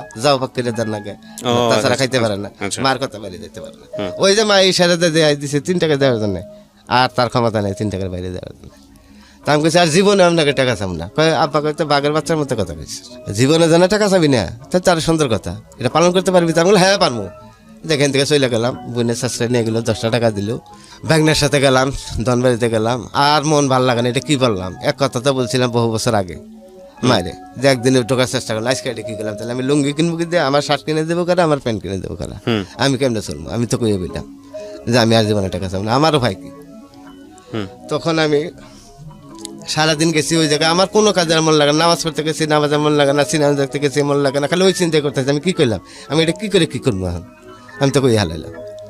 তা রাত্রে আইসি আইয়া ওই ফুফাতের ভাই বোনের বাড়িতে গেছি, হেনে রাইতে খাই আইসি, ওই যে করিম যে বাড়ির কাছে যে ছিল কামলা বাড়ির যে আমার পশ্চিমের যে কামলাটা করিম, যে অনেক বয়স্ক বন্ধু বানাবার চাইছিল আমার, তো লোকের কইলাম তো করিম আজকে থেকে তো আব্বারে কইছি, মায়েরে কইছিলাম এক কথা, আজকে তো বহু বছর পরে আব্বারে কইলাম এক কথা, জীবনে টেনশন না, তাহলে এখন আমি লুঙ্গি কিনবো কি দাঁড়ি কিনবো কিন্তু তুই এখন আমি কী বাকি কী করবো, তুই কোনো চিন্তা করিস না, তুই কালকে রাইতে আমরা আমার এই গোষ্ঠীতে যত কামলা আছে তখন সব ডাকবো রাইতে থাকবে, তো ও ডাকছে সবটি রেখে এটা কইছে যে এই আমরা যদি রাত্রে কাজ করি আজহারে নিয়ে আমরা সবাই করবো, রাত্রে যদি কাজ করি তাহলে আমরা তো এক্সট্রা টাকা পাবো, যেমন ধান কাটা ক্ষেত কোপানি এগুলা করবো, ওর সাথে থাকবো, এটা কেমন হয়, রাত 2টা 3টা পর্যন্ত করলাম, সমস্যা কি, তো হেরা করে যে সুন্দর কথা এটা, তাহলে এই করি চুক্তি কাজ নেই, আমরা গৃহস্থের কাজ শেষ করার পরে রাত্রে কাজ করবো, ধান কাটা ক্ষেত কোপানি এরাও নিব, তো এই তো আমি করলাম তো ভালো হয়েছে, তো আমি করতে থাকলাম, এইভাবে করতে থাকলাম, তো কাজ করি সেই টাকা আমার ভাগ সমানে দেয়, যদি অকস্মাত মানে পারি না, যেহেতু আমি ছোট ওরা সবাই বল দেয়, আমি হেঁটে দেয় লুঙ্গি কিনি শার্ট কিনি এই করি, আর ওই প্রেমের চিন্তাই খালি প্রেমের চিন্তাই করি, আস্তে আস্তে আস্তে আস্তে আমি প্রচার করা ধরলাম যে আমি বিয়ে করবো, গরিব মেয়ের মেয়ে একবারে নিঃস্ব, এরকম পরিবার যদি থাকে আমার বাই করে দিবা, এই যত গরিবের সাথে এই জীবন মিশছি তাদেরকে সবাইকে বললাম যে আমার এরম দেখে একটা মেয়ে বাই করে দিবা, যার বাড়ি নাই ভিটা নাই সম্পদ নাই বাপ নাই মাম নাই, ইতিম, আমি যে এরম ইতিম, যে এই বাড়িতে এত বছর ধরে কাজ করতেছি ইতিমের মতো, একবারে শূন্য থেকে জীবন শুরু করবো, এরম একটা মেয়ে তোমরা বাই করে দাও, মেয়েটা জানি অনেক সুন্দর, কই এটা মেয়ে কই পাবো, আর তোমার এইটাকে মানবো এখন আর তখন এখন বা মায় হয়তো করতেছে তখন এটা কোনোদিনই সম্ভব না। আমি তুমি বাইকের দকিব করে কী করে নেবো, আমি এটা করবো। প্রেমের প্রতি আমার আর ওই রাত্রে যাই খালি শুই, খালি ওই লাইলি মন্দির ছবির কথা খালি মনে হয়, ওই ঘুরে ফিরে ওই সিনেমা সিনেমা সিনেমা। এই প্রেম কী জিনিসটা, এটা মন হইলে চোখ দেখানি পারে, এটা কী করবো, এটা সবসময় খালি তখনকার ওই বয়সটায় মানে খালি ওইটাই খেলে মাথা মাথায় কাজ করতেছে, আর কোনো কিছু মাথায় কাজ করে না যে এইরকম যেমনি হোক আমার বাই করতে হবে, আমার প্রেম করবো, আমি জীবন শূন্য থেকে শুরু করবো, এরকম একটা করি মানুষ। তাই যাই হোক, ওই যে ঘরের পিছিয়ে যে আমি যারা আঙ্কর সমাজ থেকে লাইন থেকে বাই করে দিল মিন্টু, বাড়ি পিছিয়ে বাড়ি করলো, তো যখন থেকে বললো যে আমি আঙ্গর সাথে মিশে না কেন, ওই দিন থেকে কিন্তু ওই পরিবারের সাথে আমি মিশা শুরু করলাম। মাইক্রোফোনে বল। হ্যাঁ, আমি বললাম যে ঠিক আছে, ওই যে বলছিল যে তুমি সব গরিবের সাথে মিশো, আঙ্গর সাথে মিশো না, আমরা যদি ধনী তোমার লাইন থেকে তোমার বেগেরে দিতে না, বাড়ি পিছিয়ে দিতে না, আর তোমার পালছিতে আমি ওই দিন থেকে আমি বললাম ঠিক আছে ভাবি আজকে তোমার কাছে আমি। তো ওই মহিলার প্রতি আমার তখন থেকে মায়াও বেশি হইলো, অনেক মায়া হইলো। আমি অন্য অন্য গরিব বাড়ি বাদ দিয়া এই বাড়ি যাওয়া দিলাম বেশি, যেহেতু বাড়ি পিছিয়ে বাড়ি, আমার বাড়ি পিছিয়ে খালি 40% জমির পরে তার বাড়ি সোনের ঘর। তো ওই মিন্টু রিক্সা চালায়, সারাদিনই করে, উপার্জন করে আনে, কিন্তু আয় উন্নতি করে না। সে যা উপার্জন করে তাই খায়, যা উপার্জন করে তাই খায়, 1 টাকা সঞ্চয় নেই। 500 টাকা কামাই করছে, 500 টাকা মাছ মাংস নিয়েছে, মানে 20 টাকা দিয়ে ইলিশ পাক করতে, এত বড় বড় ইলিশ আইবে, 4-5 টাকার ইলিশ নিয়েছে, কোনো উন্নতির চেষ্টা নেই, খালি খাইতো। তো এই রিক্সা চালাইতে চালাইতে চালাইতে চালাইতে হঠাৎ এই লোকটা রিক্সাতে একদিন পড়ে যায়। কিন্তু সে ছিল অত্যন্ত শক্তিশালী একটা পুরুষ, যেমন ফসরা তেমন শক্তিশালী ছিল। তো এই মিন্টু হঠাৎ করে রিক্সা চালাবার যে একদিন পড়ে যায় রিক্সা থেকে, অনেক শক্তিশালী এবং সুন্দর ফসরা ছিল লোকটা। তো পড়ে যাওয়ার পরে তার থেকে হাসপাতালে ভর্তি করে, হাসপাতালে ভর্তি করার পরে তার খবর নেই যে তার লাঞ্চে পানি ধরছে। আচ্ছা, পানি ধরছে। তো ভাবি আমারে কইতাছে যা যা চলো রাত্রে যাই, তোমার বাড়িতে বলে হাসপাতালে রিক্সাতে পড়ে গেছে। তো গেছি, আরও 2-1জন নিয়ে গেছে, যাই গেছে হাসপাতালে, তার অবস্থা সিরিয়াস, তার লিভারে পানি ধরে গেছে। পানি ধরছে কী কারণে, জীবনে অনেক পরিশ্রম করছে না, পরিশ্রম করলে শক্তির ভরাই দেয়। তো আমরা ছোটো থেকে দেখতাম যে মিন্টু থেকে সব মানুষ ডরাইতো, কারণ হ্যাঁ অত্যন্ত শক্তিশালী ছিল, আর সবসময় শক্তি নিয়ে এই করতো। একটা গাড়ি রাস্তায় বসছে, এই তোরা 4জনে এই সর, হ্যাঁ একা কান মেরে উঠাইতো, এটা এরকম মানে সবসময় গাড়ি জোর দেখাইতো, এরকম পরিশ্রম সে করতো। এলা করে করে তার অবস্থা খারাপ হয়ে গেছে গা, কিন্তু এটা প্রকাশ পেলে যে এতদিনে পড়ে গেছে। তো এখন চিকিৎসা করবো, এখন গোষ্ঠী কোনো লোকই যায় না, এই সমাজে তার অর্থ নাই, তো কোনো লোকই তার খোঁজ খবর নেয় না। তো রাত্রে গেছি, যাই দেখি 1 ডিশ পানি বের করছে তার। আচ্ছা, এন্দা ফুসফুস থেকে, হ্যাঁ, এর মধ্যে সুই দিয়া 1 ডিশ পানি বের করছে, একদম পিওর পানি। হাই হাই যাই দেখি যে এই পানি এটা করতে পেরেছে অডলি বাঁচতে, যে ডার বাঁচবো না উন্নত চিকিৎসা না করলে, যেমনি হোক এটা ই করে নেবো, চিকিৎসা করে নেবো। চিকিৎসা করবো কি, চিকিৎসা করার কোনো লোকই নেই, আত্মীয় স্বজন কেউ কোনো খবর নেই, শরীরের কেউ কোনো খোঁজ খবর নেই না। মিন্টু হাসপাতালে রয়েছে, কার কিছু কিছু যায় না। তখন এইভাবে হাসপাতাল থেকে ফিরে তারলো, দিন দিন আস্তে আস্তে আস্তে আস্তে আস্তে আস্তে এই লোক শুকাইতে শুরু করলো, অনেক মোটা ছিল, শুকাইতে শুরু করলো। পরে আমার একদিন সে ডাক দিল, আমি প্রতিনিয়তই তখন এই বেরতে যাই, প্রতিদিনই যাই, সব বাড়ি বাদ দিয়ে এই বেরতে যাই। আব্বাও কিছু খায় না, মা কিছু খান আব্বা খাই যায়, মিন্টু তাঙ্গ নিজে করি মানুষ, ওই বাড়ি যায়, সব বাড়ি বাদ দিয়ে ওই বাড়ি যায়, তো কাউকে করে না, কোনো বাড়ি তার দেখা যায় না, ওই বাড়ি একটু বেশি যায়। এখন মিন্টু তাঙ্গ নিজে করে মানুষ, এবারে গেলে কি যাই এই সময়টা করে দেয়, ওই সময়টা করে দিই। তো মিন্টু একদিন আমার এটাকে কইতেছে, ভাই এটা কথা শোন, দেখ এত বড় অসুখ হয়েছে আমার, কোনো লোক এই গোষ্ঠীর আমার ফুসকি দেয় না, খবর নেয় না, খোঁজ খবর নিতেছে না, তো আমি তো মরে যাবো, তো তোর তো কাছে আমি একটা অনুরোধ করি, আমার রাখবি কথাটা। আমি কি দেখো, আমিও তো ভাই নিঃস্ব, তুই জানোই যে আমি কত বছর ধরে বাড়িতে বেতে কাজের ছেলে হিসেবে রয়েছি, আমার তো কোনো মর্যাদা নাই, আমার লুঙ্গিটা কিনে আমি রাইতে কামলাকর সাথে ধান কাটি, খেত কবাই, এইভাবে কয় তোর কিচ্ছু জানাবো না, তুই এখন যাবা আবি, খালি এই কথাটা দি, তুই এখন যাবা আইতাছ এইভাবে খালি আবি, এই বেতে এরা জানি বোঝে যে একটা লোক আছে পাশে, আমার বউ বাচ্চা জানি বোঝে, আমি তো মরে যাও। তা আমি তোর কিচ্ছুই জানাবো না, তুই দিবি কি, তুই তো চলে হাস না, তুই খালি এখন নিয়মিত যাবাইতেছ, এটা নিয়মিত আহিস, তাও আর একটা ভরসা পাবো। তা আমি এক পর্যায়ে রাজি এলাম, ঠিক আছে ভাই আমি আবু। ভাবির প্রতি আমার তো ওই দিন থেকে মায়া হয়েছে, আমি তো জানতাম না যে ভাবি আমার পালতো, আমার জন্মের সময় সে আমার একবেলা পালতো, আমি তো জানি না, আমি তো জানছি যখন থেকে তখন থেকে তো আওয়া শুরু করছি, চলতে থেকে। আর ওই খালি আমার মাথায় ওই যে কিরা একটা দুঃখছে, খালি প্রেম প্রেম, খালি ওইটাই খালি ভাবি। হ্যাঁ আমি কই ভাবি একটা মেয়ে এরকম পাওয়া যাবো, যে গরিব একবারে কিচ্ছুই নেই, এরকম একটা মেয়ে কোথায় পাম, এটা বাইকেরা দাও না, কই পাওয়া যাবো এরকম মেয়ে, আমি তো দেখি না। আমি তো আরো অন্য অন্য যে গরিব পরিবার আছে এদেরকে বলি, তোরা কিছু কিছু মহিলারা আমার কয় যে আমার বাবার বাড়ি আছে এরকম, আমার এলাকায় আছে, চলেন যাই। আজ বিয়েটি হয় না, অনেক এই গরিব বাড়ি তাদের বিয়ে হয়েছে, তাদেরও বলি, তারা কয় হ্যাঁ আমার তো দেশে আছে এরকম, চলো যাই। পরে হঠাৎ করে আমি একদিন যাই সে বেরিয়েছে, তো আমি গেলাম, হুম তো যে মেয়ে সে দেখাইলো, তো মেয়ে দেখালো মেয়ের সবই আছে, বাড়ি আছে, ঘর আছে। আমি বললাম না, এটা মেয়ে চলবো না আমার, একদমই তিম আমার মতো, একবারে নিঃস্ব। আমার যে আমি যে ভাই ছোটোর থেকে এই পরিবারে, সচ্ছল পরিবারে একটা কামলার মতো বেরিয়েছি, আর এমন একটা মেয়ে লাগবো যে তার কিচ্ছুই নেই, শুধু তিম, তারে নিয়ে জীবন সুন্দর করে শুরু করবো দুজন, একবারে শূন্যর থেকে। এটা হইলে আমার পরিকল্পনা, এই মেয়ে আমার চলবো না। তো আমি এখান থেকে ফেরত আসলাম। তো ওই ভাবি রে, ওই যে ভাবি মিন্টুর বউ, এই যে আমার বাড়ির পিছে যে এই যে কাজ করে খায়, প্রতিদিনই তার বাচ্চা পাহারা দিই, তার কাছে আইসা বললাম যে ভাবি গেছিলাম আজকে, কিন্তু মেয়ে তো আমার ভালো লাগে নাই, তো তুমি দেখো না তোমার আত্মীয় স্বজনের ভিতরে কেউ আছে না, কই না এটা মেয়ে কই পাবো, আর তোমার চিনি কে, তোমার আমি চিনি, এই গ্রামের মেসে জানে যে কিরকম জিদি তুমি, জীবন অন্যায় করো না, অপরাধ করো না, হুম তাইলে সারাটা জীবন গরিবের সাথে মিশতেছো, গরিবের পাশে দাঁড়াইছে, এই যে আমি তুমি সারা দুনিয়া অন্ধকার, এই যে কাজ করি নিশ্চিন্তে বাচ্চাগুলো তুমি বহর দিতেছো, প্রতিদিন এই ঋণ কি করে শোধ করবো, দুনিয়াতে বিনা পয়সা এইরকম কামলা কই পাওয়া যায়, হুম তে তোমার কারা চিনবো, কেউ চিনবো না, এটা মানে কই পাবো তুমি। তো এইভাবে চলতে থাকি, ওই তার বাচ্চা রাত 12টা পর্যন্ত 10টা পর্যন্ত এইভাবে পড়া দিই, আবার চলে আসি, বাড়িতে কাজ করি। তো আমি একদিন হঠাৎ করে সিনেমা দেখতে গেছি, হুম তো ভাবিরে বলছি, ভাবি কালকে একটা তুমি সকাল সকাল এসো, কালকে কিন্তু আমি যাইতে পারবো না, আমি অমুক জায়গায় একটা সিনেমা এসে সিঁড়ি ভরহাট, এই সিনেমা দেখতে যাও। তো সিনেমা দেখতে গেছি, সিনেমা দেখে আসছি, আইসা রাত্রে ঘুমাই গেছি, আর রাত্রে বাড়িতে আসতে পারিনি। আচ্ছা তো সকালে ঘুমের থেকে উঠে নিয়ে মায় কয়ে দিছে যে রাত্রে মা সারা রাত কইছিল, তো এখন যে পিটাবে, মারবে, হুম লাঠি ধরাই দিছে। তো গরম তো ঘুমের মধ্যে আমার তো বাড়ি ইচ্ছা মতো বাড়ি করছে। হুম তো ঘুমের থেকে উঠে তো আমি তার বাড়িতে কতগুলো দিছি, এর মধ্যে উঠতে উঠতেই হুম হাত দিয়ে ফুসকা দৌড়ে পরে পালাই গেছি। গেছি নানির বাড়ি, কই যাবো ওই দিন, আর কোনো জায়গা নেই, নানির বাড়ি গেছি। স্কুল না ভাই, মা যে মার সাথে শত্রুতে তারই মার কাছে গেছি। হুম গেলে পরে নানি কয় যে শোনো, না না তুমি তো মার সাথে জমি নিয়ে ছোট থেকে গন্ডগোল বাজাইছো, তুমি গন্ডগোলটা কেন বাজাইছো? না না, তোমার মা যদি জমিটা নেয় তোমরাই তো পাবা, আচ্ছা তা তুমি জমি নেই কেন গন্ডগোলটা বাজাইছো? আমি বললাম তাহলে আমার বাবার নামে থাকলে তো আমরাই পাইতাম, আবার তো সেই জমিগুলো দিতেছে না, জমির কথা জান করে আবার মুখটা নীল হয়ে যায়, হুম কারণ জমিটা দিতে অনেক কষ্ট, তারপরে হয় বাধ্য হয়ে দিতে, বাধ্য হয়ে দিতে। হুম তো এর মধ্যে মা যাই হোক কিছুদিনের মধ্যে আমার ওটা মিটমাট হয়ে যায়, মিটমাট হয়ে গেলো।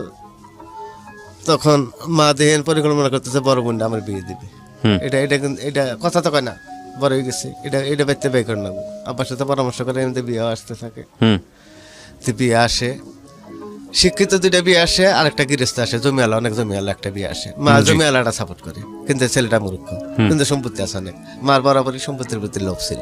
হুম শিক্ষিত ছেলে দিয়ে আমি পানি খামো, এখন জমির দরকার আমার, মোটা ভাতের জন্য অভাব না হয় মেয়ের, এরকম জায়গায় বিয়ে দেবো। তো এক পর্যায়ে আমার যে গেলো যে তুই কি করছিস, আমি বললাম আমি কি বুঝি, আমি পোলাই ফেমার আমি কি বুঝি, আপনারা দেখেন। হুম কয় দেখে এই ছেলেটার অনেক সম্পত্তি আছে বাবার, ভাগ করলেও 12-14 বিঘা করে পাবো, একটা করে পুকুর পাবো, তাহলে এর ভাতারও পাবো। আমরা যারা ভালো মনে করেন তাই করেন। তাই দেখেন আমার বড় বোনটা বিয়ে হয়ে যায়। যাই হোক, তার কিছুদিন পরে আমার যে ছোট বোনটা, যেটা সবচেয়ে খারাপ আচরণ আমার সাথে করে, প্রতিদিন হয়তো কামলা ছাড়া ডাকে না, বাড়িতে গেলে খাইতে গেলে যে কামলা এসে খাবার দেন, ওই বোনটার প্রস্তাব আসে, কিন্তু এই বোনটারে মা সবচাইতে বেশি ভালোবাসে, সে মার মতো ওইরকম আচরণ তার। এই বোনটারে বিয়ে আসতে শুরু করে, যে বিয়ে আসতে শুরু করে ভালো জায়গা থেকে একটা বিয়ে আসে, তো মা এটা সাপোর্ট করে, কয় যে বিয়ে এটা দিয়ে দিব না। আবার প্রথম কয় যে না, এরা ছাড়া তারপর শুনে আমি ই করবো, আর ঘর জামাই আনো, এই মেয়ে আমি কখনো বাইরে দিব না, ওটা ছাড়া বাসা হাম না। তা আমি তোমার মার সাথে কথা বললাম যে মা এটা কী কন, এটা মেয়ে বিয়েতে মেসে বাসে আর আপনি টাইনে করে আনবেন। তো ছেলের প্রস্তাব দিছে, বলে ছেলে কেন হ্যাঁ আমার বাবার ভিড়া নাই, বাড়ি নেই, আমি কেন যাবো না, বিয়ে দিলে দিব, তারা না দিলে না দেবো, কিন্তু ঘর জামাই যাবো না, আমার সব বাপের সয় সম্পত্তি আছে না। তো এক পর্যায়ে মারে সবাই রাজি করায়, তো বিয়ে হয়ে যায় ছোট্টারও। যেদিন আমার ছোট বোনটা উঠাই দেয় তখনই মা জ্ঞান হারায়, এই জ্ঞান আর আসে না, পানি দেয় ওঠে না, পানি দিয়ে ফিরে টানে, যখন সুস্থ হয় তখনই কয় যে হ্যাঁ আনো, নইলে দাম বেড়ে দেবো, হরে সারাম বাঁচবো না। আমার আচ্ছা। মেয়ে ছাড়া আমি বাঁচবো না। তুই কি কয় সবাই বোঝায় যে মেয়ে বিয়েতে মানুষে বাঁচা, আপনি মরবেন, এটা কিরকম কথা? মেয়ে বিয়েতে সবাই মেয়ে বিয়েতে মানুষে বাইসা যায়, আপনি মরবেন কে? কয় না, ওরা ছাড়া বাঁচবো না। যেদিন উঠাই দিয়েছে সেদিন থেকে এই অবস্থা। পরের দিন সকালে এত রাত্রে কোনো ডাক্তার পাই, ভোরে আব্বা ডাক্তারের ব্যবস্থায় ডাক্তার আইসে, চিকিৎসা করছে, সারাদিন এক অবস্থায় কান্দাকাটি রয়েছে, আর মাঝে মাঝে অজ্ঞান হয়ে যায়। তো হুড়মার করে গেলো, আমারও পাঠাইলো, আব্বাও গেলো, যাই বুন্ডারি নিয়ে এলাম, আইলা বুন্ডারি দেখে সুস্থ হয়ে গেল। এইভাবে তাদের 3 মাসে হয়তো 3-4 বার পাঠানো হয় শ্বশুরবাড়িতে, 3-4 বার একই কেস হয়, মার মরে যায়, মা পাচ্ছে না। তখন এক কথায় বোনের প্রস্তাব দেয় যে তুই আমার চাস না, তোর স্বামী চাস, যদি আমার চাস তাহলে আমার কথা শোন, তোর পরের বাড়ি দেবো না, তোর ছাড়া আমি বাঁচবো না, তোর সম্পত্তির অর্ধেক লিখে দেবো আমি, যেমনি তোর জন্য সম্পত্তি আমি নিছি, নিমো অর্ধেক লিখে দেবো তোরে, তুই আমার কথা শোন, আর অর্ধেক ওরা পাবো, সবাই পাবো, কিন্তু অর্ধেকই তোরে দেবো, কিন্তু তুই আমার কথা শোন, স্বামীর ঘর করা চলবো না, তুই তোর বিয়ে দেব না তুই।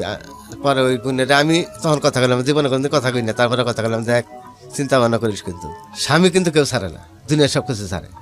আর তোর কিন্তু এই ছেলেটা হ্যাঁ আমার বোনের জন্য পাগল ছিল, প্রতিনিয়ত সে আসতো, ফেরত যাইতো, প্রতিনিয়ত সে আসতো, তার ফেরত দিত, অপমান করে দিত আমার মা, তুমি আইসো না হেন তার বাংলাদেশকে।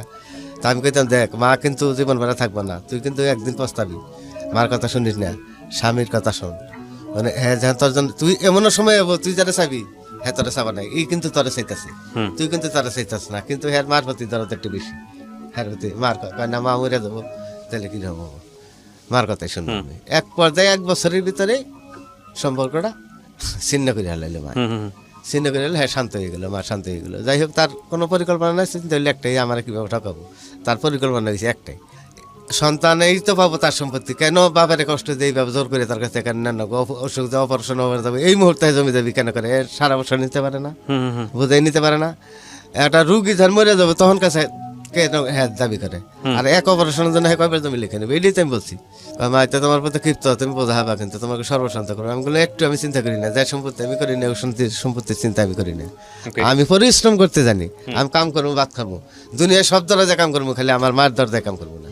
তো এই অবস্থায় চলতে থাকি, আর এই মেয়ে খুঁজতে থাকি, আচ্ছা, একটা মেয়ে খুঁজতে থাকি, খুঁজতে খুঁজতে কোনোভাবে পাই না, প্রতিনিয়তই যাই ওই ভাবে করে আপনার যাই। বোনের বিয়ে হয়েছে মানে আপনার তখনও বিয়ে হয়নি? না, আমি বাড়িতে মানে আপনি আপনার মনের মতো মেয়ে খুঁজে পাচ্ছেন না? না, আমি পাইনি, আমি পাইনি, এখনো পাইনি।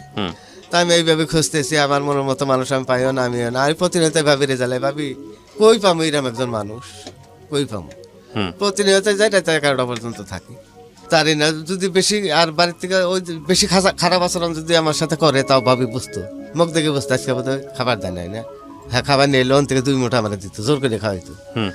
এর মধ্যে সিনেমার প্রতি কিন্তু আমার প্রচন্ড নেশা চাইবে বসে, ওই সিনেমার থেকে খালি ওই নেশাই চাইবে বসে, ওই নেশাই। এখন 2-4 টাকা যদি ওদের সাথে ওই যে লেবারের সাথে মিলা কাজ করে যাও, খেত কবে ধান কবে যা পাই, 2-4 টাকা যা জড়ো করি, তা খালি ওই চিন্তা একটাই, কোন ভালো সিনেমা দেখা যায়, এই সমস্ত ছবি কই পাওয়া যায়। তেমন তো ধনবাড়ি আসে মুক্তাগাছার খবর পেলেন যে মুক্তাগাছাটা ভালো ছবি এসেছে, তা আমি এখানে আসলাম, ছবি দেখে অনেক রাত্রি হয়ে গেছে। তা ভাবির আমি বলছি যে ভাবি আজকে কিন্তু তোমার বাচ্চা কাছে আমি দেখতে পারবো না, তুমি কিন্তু সকাল সকালে আমি একটা সিনেমা দেখা যাবো আজকে বিকালে যাবো, দূরেও আমার রাইতে অনেক রাইতে হইতে পারে। আচ্ছা ঠিক আছে, আমি সিনেমা দেখে অনেক রাইতে হয়ে গেছে, তাই আমি আইসা হ্যাঁ ভাবি তো আসে রাত 10টা 11টা 9টার দিকে বাড়িতে এসে চিন্তা করলাম, তাহলে বাচ্চা কাচ্চা বাড়ির পিছিয়ে কান্তাছে, ভাবি আসলো কি না, তাহলে আমি একটু দেখি। তা আমি দৌড়ে আড়াই পিছিয়ে গেছি, আড়াই পিছিয়ে গেলে তার বাড়ির উঠান পর্যন্ত আমি গেছি, উঠানের ধার পর্যন্ত গেছি, যাই দেখি যে ভাবি ঘরের মধ্যে হাসতেছে একটা মেয়ে নিয়ে, দরজা খোলা, তা হাসতেছে, কথা বলতেছে, দরজা খোলা, ঘরের মধ্যে একটা বাল্ব চলতেছে, বললে তখন নতুন নতুন গেছে আর কি গ্রামের প্রথম। তো আমি দূর থেকে দেখে গেছি এই মেয়েটা কেরা, এই মেয়েটা হয়তো সেনাবাড়ি কাজ করে, তার কোনো আত্মীয় স্বজন, এরকম হাই ভাই দেখা যাইতেছে, এত সুন্দর দেখতে, আমার মনের মতো পছন্দ হয়েছে জগতে মেয়েটা। তা আমি এইভাবে তাকাই রয়েছি যে এই মেয়েটা খুঁজছে, যে এত সুন্দর মেয়ে যদি আমি পাইতাম জীবনে, এটা ঠিক আমি যে সারাটা জীবন যেরকম ভাবতাম ওইরকম এই মেয়েটা। তো আমি যে দাঁড়াই দেখতেছি উঠানের এক কানি দাঁড়াইয়া, খালি দেখতে আছি। তো ভাবি আর এটা ফলো করে না, ভাবি অনেক সময় পরে বাইরেছে, বাইরে দরজা এসে দেড় লুঙ্গি দেখা গেছে আমার এই পর্যন্ত, এই জন্য রাধার লুঙ্গি নেটা খারাপ হয়েছে। আলো হ্যাঁ ভাবি আমি আইসি, এই কথা কইছি। তো তুমি কখন আইসি? আমি বলি যে আইসি 15 মিনিট আগে দিরা, তুমি আইসো কিনা, আমি টেনশনে দৌড়ে বাইর থেকে আইসি, আইয়া তো দেই যে গরম মেহমান একজন, এই জন্য আমি দাঁড়িয়ে দিছি, কয় ঘরে আসো। তা আমি ঘরে গেলে মেয়েটা বাইরে গিয়ে চলে গেল, চইলা পিছনের দিকে গেলো, পিছনে আরেকটা বাড়ি গেছে, গরিব বাড়ি, এই বাড়ি তুলে খালি কইলো যে বুঝে আমি শুইলাম গা, এই কথা কইলো। তা আমারে কইলো যা যা তা তুমি আজকে যাও গা, আজকে তো আমি আজকে সকাল সকাল আই বসছি, তাহলে আজকে তোমার কষ্ট কর না, আজকে ঘুমাও গা। আমি কোনো দূর মুক্তা গেছে দেখো কত টেনশন নিয়েছি, তুমি আবার কইটা পোলান কান্তাকাটি করে কিনে টেনশনে দৌড়িয়েছি। তা আমি বাড়িতে শুইছি, শোয়ার পরে আমার মনে হয়েছে ওই দৃশ্যটা, বুঝি শুই গা, এটা কিরকম কথা। আমি তো বাচ্চা সালমান বাড়ি করে আত্মীয় কোনো বাচ্চা কাচ্চা দেখ পারেছে সাথে আইছি, যেহেতু আমি একবার চিনি না আত্মীয় স্বজন। তো এত সুন্দর দেখতে, পাঞ্জাবি পরা, এই পর্যন্ত চুল বফ করা চুল, এই মেয়েটাকে আবার বুঝি শুই গিয়ে এটা কিরকম কথা কইলো, এই ঘরে আর আমার আর ভালো লাগে না, এটা কিরকম কি কথাটা কইলো। আমি রাত্রে উঠে আবার গেছি, যাই দেবো আমি শুয়ে বসছি। তো শুয়ে বসছি, আমি দাঁড়াই দিয়েছি যে শালা আর এত বছর ধরে খুঁজে একটা মেয়ে পেলাম, এইরকম মেয়ে তো আমার দরকার। মানে হ্যাঁ ভাবতে ভাবতে কখন ফজর নামাজ আজান দিছে, আমি সুবারের কাছে এলান দিয়ে দাঁড়িয়ে দিয়েছি। তো ফজর নামাজের সময় সে বাইরেছে, ওয়াশরুমে যাবো, ইটি করে কাজের জন্য প্রস্তুতি নেবো, দরজা খুললেই তো বাতিটা বাইরে চলে গেছে, ঘরের মধ্যে বাতিটা বাইরে চলে গেছে, এই আমার এই পর্যন্ত দেখা যাইতেছে। তো প্রথমে ফলো করছে, এই আচ্ছা লুঙ্গিটা ওটা দেখা যাচ্ছে, আঙুলো হ, আমি তো দাঁড়িয়েছি, তুমি নেই এত বড় দাঁড়িয়েছে, আঙুলো আমি তো যাই নেই, আমি তো যাই নেই, বাড়িতে গেছে হন এসে এই দেখো শুয়ে পড়ছে, আর ডাক দিন এমনি তো দাঁড়াইছে, আমি ডাক দিবা না, আঙুলো না ডাক দিই নেই, ভাবতে ভাবতে জানি কখন ফজর নামাজ আজান দিয়ে হালাইছি। তুই না দাঁড়িয়েছে সারা কি কারণে, আঙুলো ভাবি মেয়েটা কারা, এই যে মেয়েটা দেখলাম কাকে খুব সুন্দর না, আঙুলো মেয়েটা কারা এটা কও, কয় যে আমি কই এটার উত্তর দাও খুব সুন্দর না, আমি কইলাম যে তুমি মহা জ্বালাই করলাম, আমি তোমার জিগাইতেছি কি, আমি তোমার হ্যাঁ কইতেছি, আমি তোমার কইতেছি কি, আমি জিগাইতেছি মেয়েটা কারা, হ্যাঁ কইতেছে খুব সুন্দর না, হ্যাঁ তা আমি কইতেছি তো সুন্দরই তো, এই তো মহা জ্বালা সুন্দর, এই মেয়েটা কারা, এই চেয়ারম্যান বাড়ির কোনো আত্মীয় স্বজন কয় না এটা আমার বোন, তুমি আর কি করা দেখা পাও না, কয় সত্যি আমার বোন। তোমার বোন আমি জীবনে দেখলাম না, ওরে বস্তা হাই ফাই খায়, তুমি তো জানো না ও যখন 5 বছর বয়স তোমার গোষ্ঠীতে জমকা আনোয়ার, তা আনোয়ারে ওরে দেখে নিছিলে টাঙ্গাইল বাসায় থাকে চাকরি করে, আমার মারে বললো যে ওর মেয়ে আপনার মেয়েটা আমার দিন, আচ্ছা ওই বাসায় কাজ করতে হ্যাঁ আমি ওর লেখাপড়া করামো আর বিয়েও দিয়ে দেবো, একবারে চুক্তিতে নিলাম। এখন বড় হয়েছে কোন একটা সুতে দিয়ে কালকে এলে থেকে গেছে যে বিয়ে ঠিক করা তোমরা, আর এত বছরের মধ্যে সে আর আসে নাই, তুমি চিনো না আমি চিনি না রে, আমি এত বছরের মধ্যে এই যে নিয়ে গেছি, একবার বড় হয়ে গেছে, কোন একটা দৌড় দিয়ে গেছে, আমি তো খুশি হয়ে মহাপাগল হয়ে গেছি, হ্যাঁ হ্যাঁ পাইছি আর বুনজন আর পেয়ে গেছি, পাইছি আমি, তা আমি চলে গেলাম বাড়িতে, খুশি আর আমার সীমা নেই, এত বছর পরে পাইছি, তা আমাদের এই দরিদ্র একটু চাই আমি।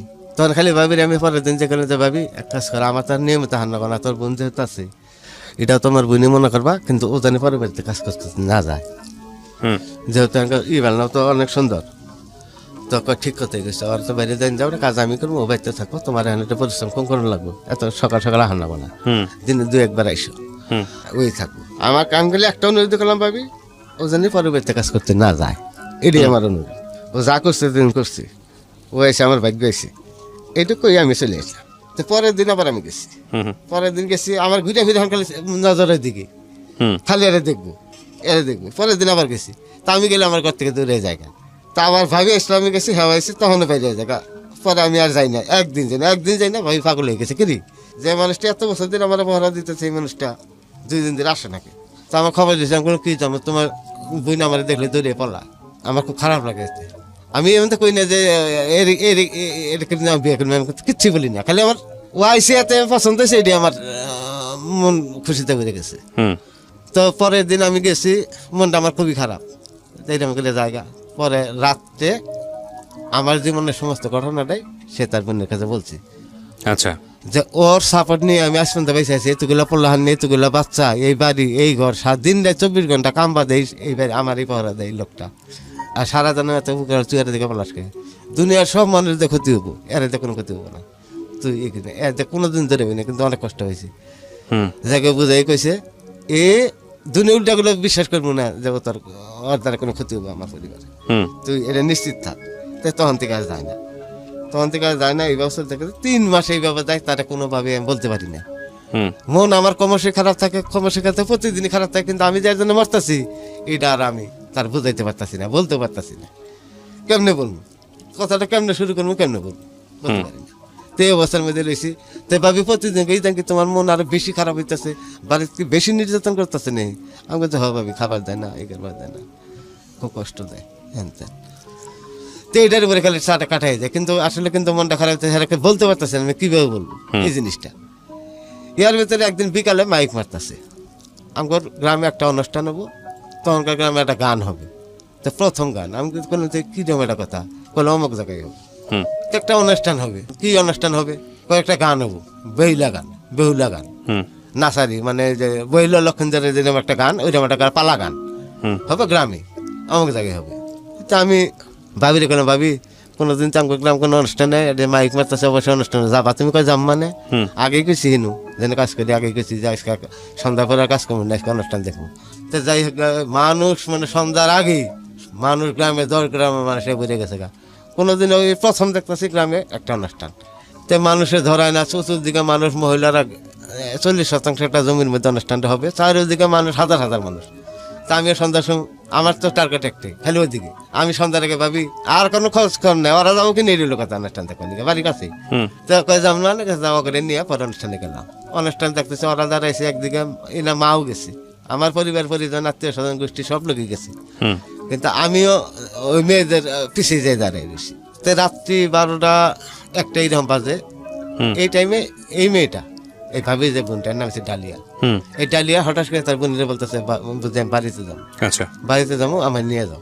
এখন এইসব হয়তো ওয়াশরুম টাশরুমে যাবো, এই জন্য কোনো কিছু আর বলে না, কাজের প্যান প্যান করিস না, কানে করে এত সন্ধ্যা অনুষ্ঠান দিতেছে, এটা 12টার সময় যাবো বাসায় না, চোখ করে বই থাক, কয় না আমার জানি না। এনে কেন কেন করতে তুই আমার চাষাতে বোন আসা সাইডে, চাষাতে বোন বলতেছে, এই ওই আমার বাইরে নিয়ে যা। হ্যাঁ আরে নিয়ে যাবো আমি এই রাইতে না, নিয়ে যা, আমার বাইরে তো চিনিস না, বাইরের নীতি আছে, আদর্শ আছে, তুই যা নিশ্চিন্তে যা। কয় না বুঝির সাথে যা, বুঝি ন চলো যাই, বুঝি করে যাচ্ছে আধার হাতে যা, সমস্যা নেই। পরে আমার কয় নিয়ে যাচ্ছে বাড়িতে, এই তো আমার সুযোগ এইটু। হুম কয় যা, আমি বলে আসেন, তাহলে আপনি করে বললাম প্রথম কোনো ভয় নেই, আসেন আপনি আমার সাথে, আমি নিয়ে যাবো, নিরাপদে যাবেন আপনি, কোনো সমস্যা নেই। তা আমি নিয়ে গেছি, নিয়ে গেছি, হ্যাঁ আমি যাই এক সাইডে দাঁড়াই দিয়েছি, হ্যাঁ বাড়িতে গেল, এই 10 মিনিট পরে বেরিয়ে গেছি।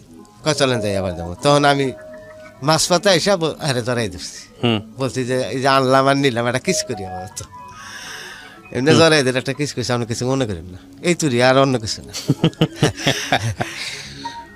আমি Okay. ক্ষমা চাইলাম এই জন্য, আমি যে ভুল করে থেকে মাপ চাই, তবে এটা আমি বলতে পারতাছি না যে এই সমস্যা আপনার বোনের কাছে, যে আমার স্বপ্ন গরিব মানুষের বিয়ে করা।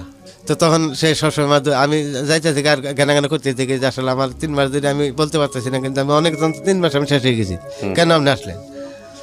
আপনি এসে তো আমার জ্বালা আরো বাড়াই দিলেন, যন্ত্রণা এমনি আমি বাড়ির যন্ত্রণায় শেষ হয়ে গেছি, আপনি এসে আমার জ্বালা বাড়াই দিলেন আরো। আর সে কোনো কথাই বলে না, রাস্তায় নিয়ে গেলাম, যে অনুষ্ঠান শেষ হইলে বাড়িতে আসলে, এখন আর আমার, এখন আমি ভুলই করলাম না, আমার প্রতি রাগি হইলো, এইটা খালি আমার সারা রাত মাথা মধ্যে, বাদ বাকি রাত আমার এটা টেনশন মাথায় কাজ করা শুরু করলো। তো সকালে ওটা গরুর জন্য ঘাস কাটা লাগে, আমি গেছি ঘাস কাটতে, ঘাস কাটা দিয়ে পুরো আঙ্গুল ফালাই দিছি, আমি জানি না এই আঙ্গুলের মাথা রয়ে গেছে, এখনো মিলে নেই, 30 বছরে মিল হয় নাই। হুম এই আঙ্গুল কেটে ফালাই দিছি, আর কোনো ইয়ে নাই। হুম মানে আপনার মেয়েটাকে অনেক পছন্দ। আমার কোনো ইয়ে নেই, খালি হাত দান তাই এখন রয়েছি। একবার 3 মাসে আরো চলে গেল এর মধ্যে। হুম এর মধ্যে কেমনে গ্রামে কিছু মহিলা আছে, যে বাড়ি যায় পান খাই, বাড়ি যায় পান খাই, এরকম একটা মহিলা মার কাছে যায়, কেমনে লাগাইছে, যে মিন্টুর বাড়ি এতদিন গেছে, কোনো কথা ছিল না, কিন্তু এখন তো মিন্টু শালি একটা আইছে, এখন আপনার ছেলে কিন্তু হ্যাঁ ইয়ের পিছিয়ে ঘুরতেছে, এরকম একটা কথা যাই হোক বলছে, বললে বলে মার মাথা তো নষ্ট হয়ে গেছে কথা। এতদিনের মধ্যে বোঝা যায় না, ওই দিন যে দরদ বুঝলাম। আমার দুপুরে খাইতে দিছে, খাইতে দিয়ে বলতেছে যে শোনো, জীবনে তো কোনো কথাই শোনো নেই, মাকে জিনিস ছিল না, তো যাই হোক ভালো কথা, সেই ছোটো থেকে এই পর্যন্ত আইছ, সম্পর্ক অনেক খারাপ, তবে আজকে একটা কথা কই, মাথায় রাখবা, এটা মাইনা চলার চেষ্টা করবা, আজকের থেকে উত্তর দিকে যাবা না, আজকের থেকে বন্ধ। আমি বললাম মা উত্তর দিকে কী হয়েছে মা?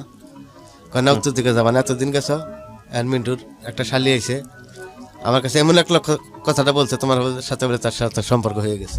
কী কয়? আমার সাথে তার সাথে কোনো সম্পর্ক হয় নাই তখন পর্যন্ত। তারপরে যাইতে থাকি, কোনো কথাই আমি শুনি না।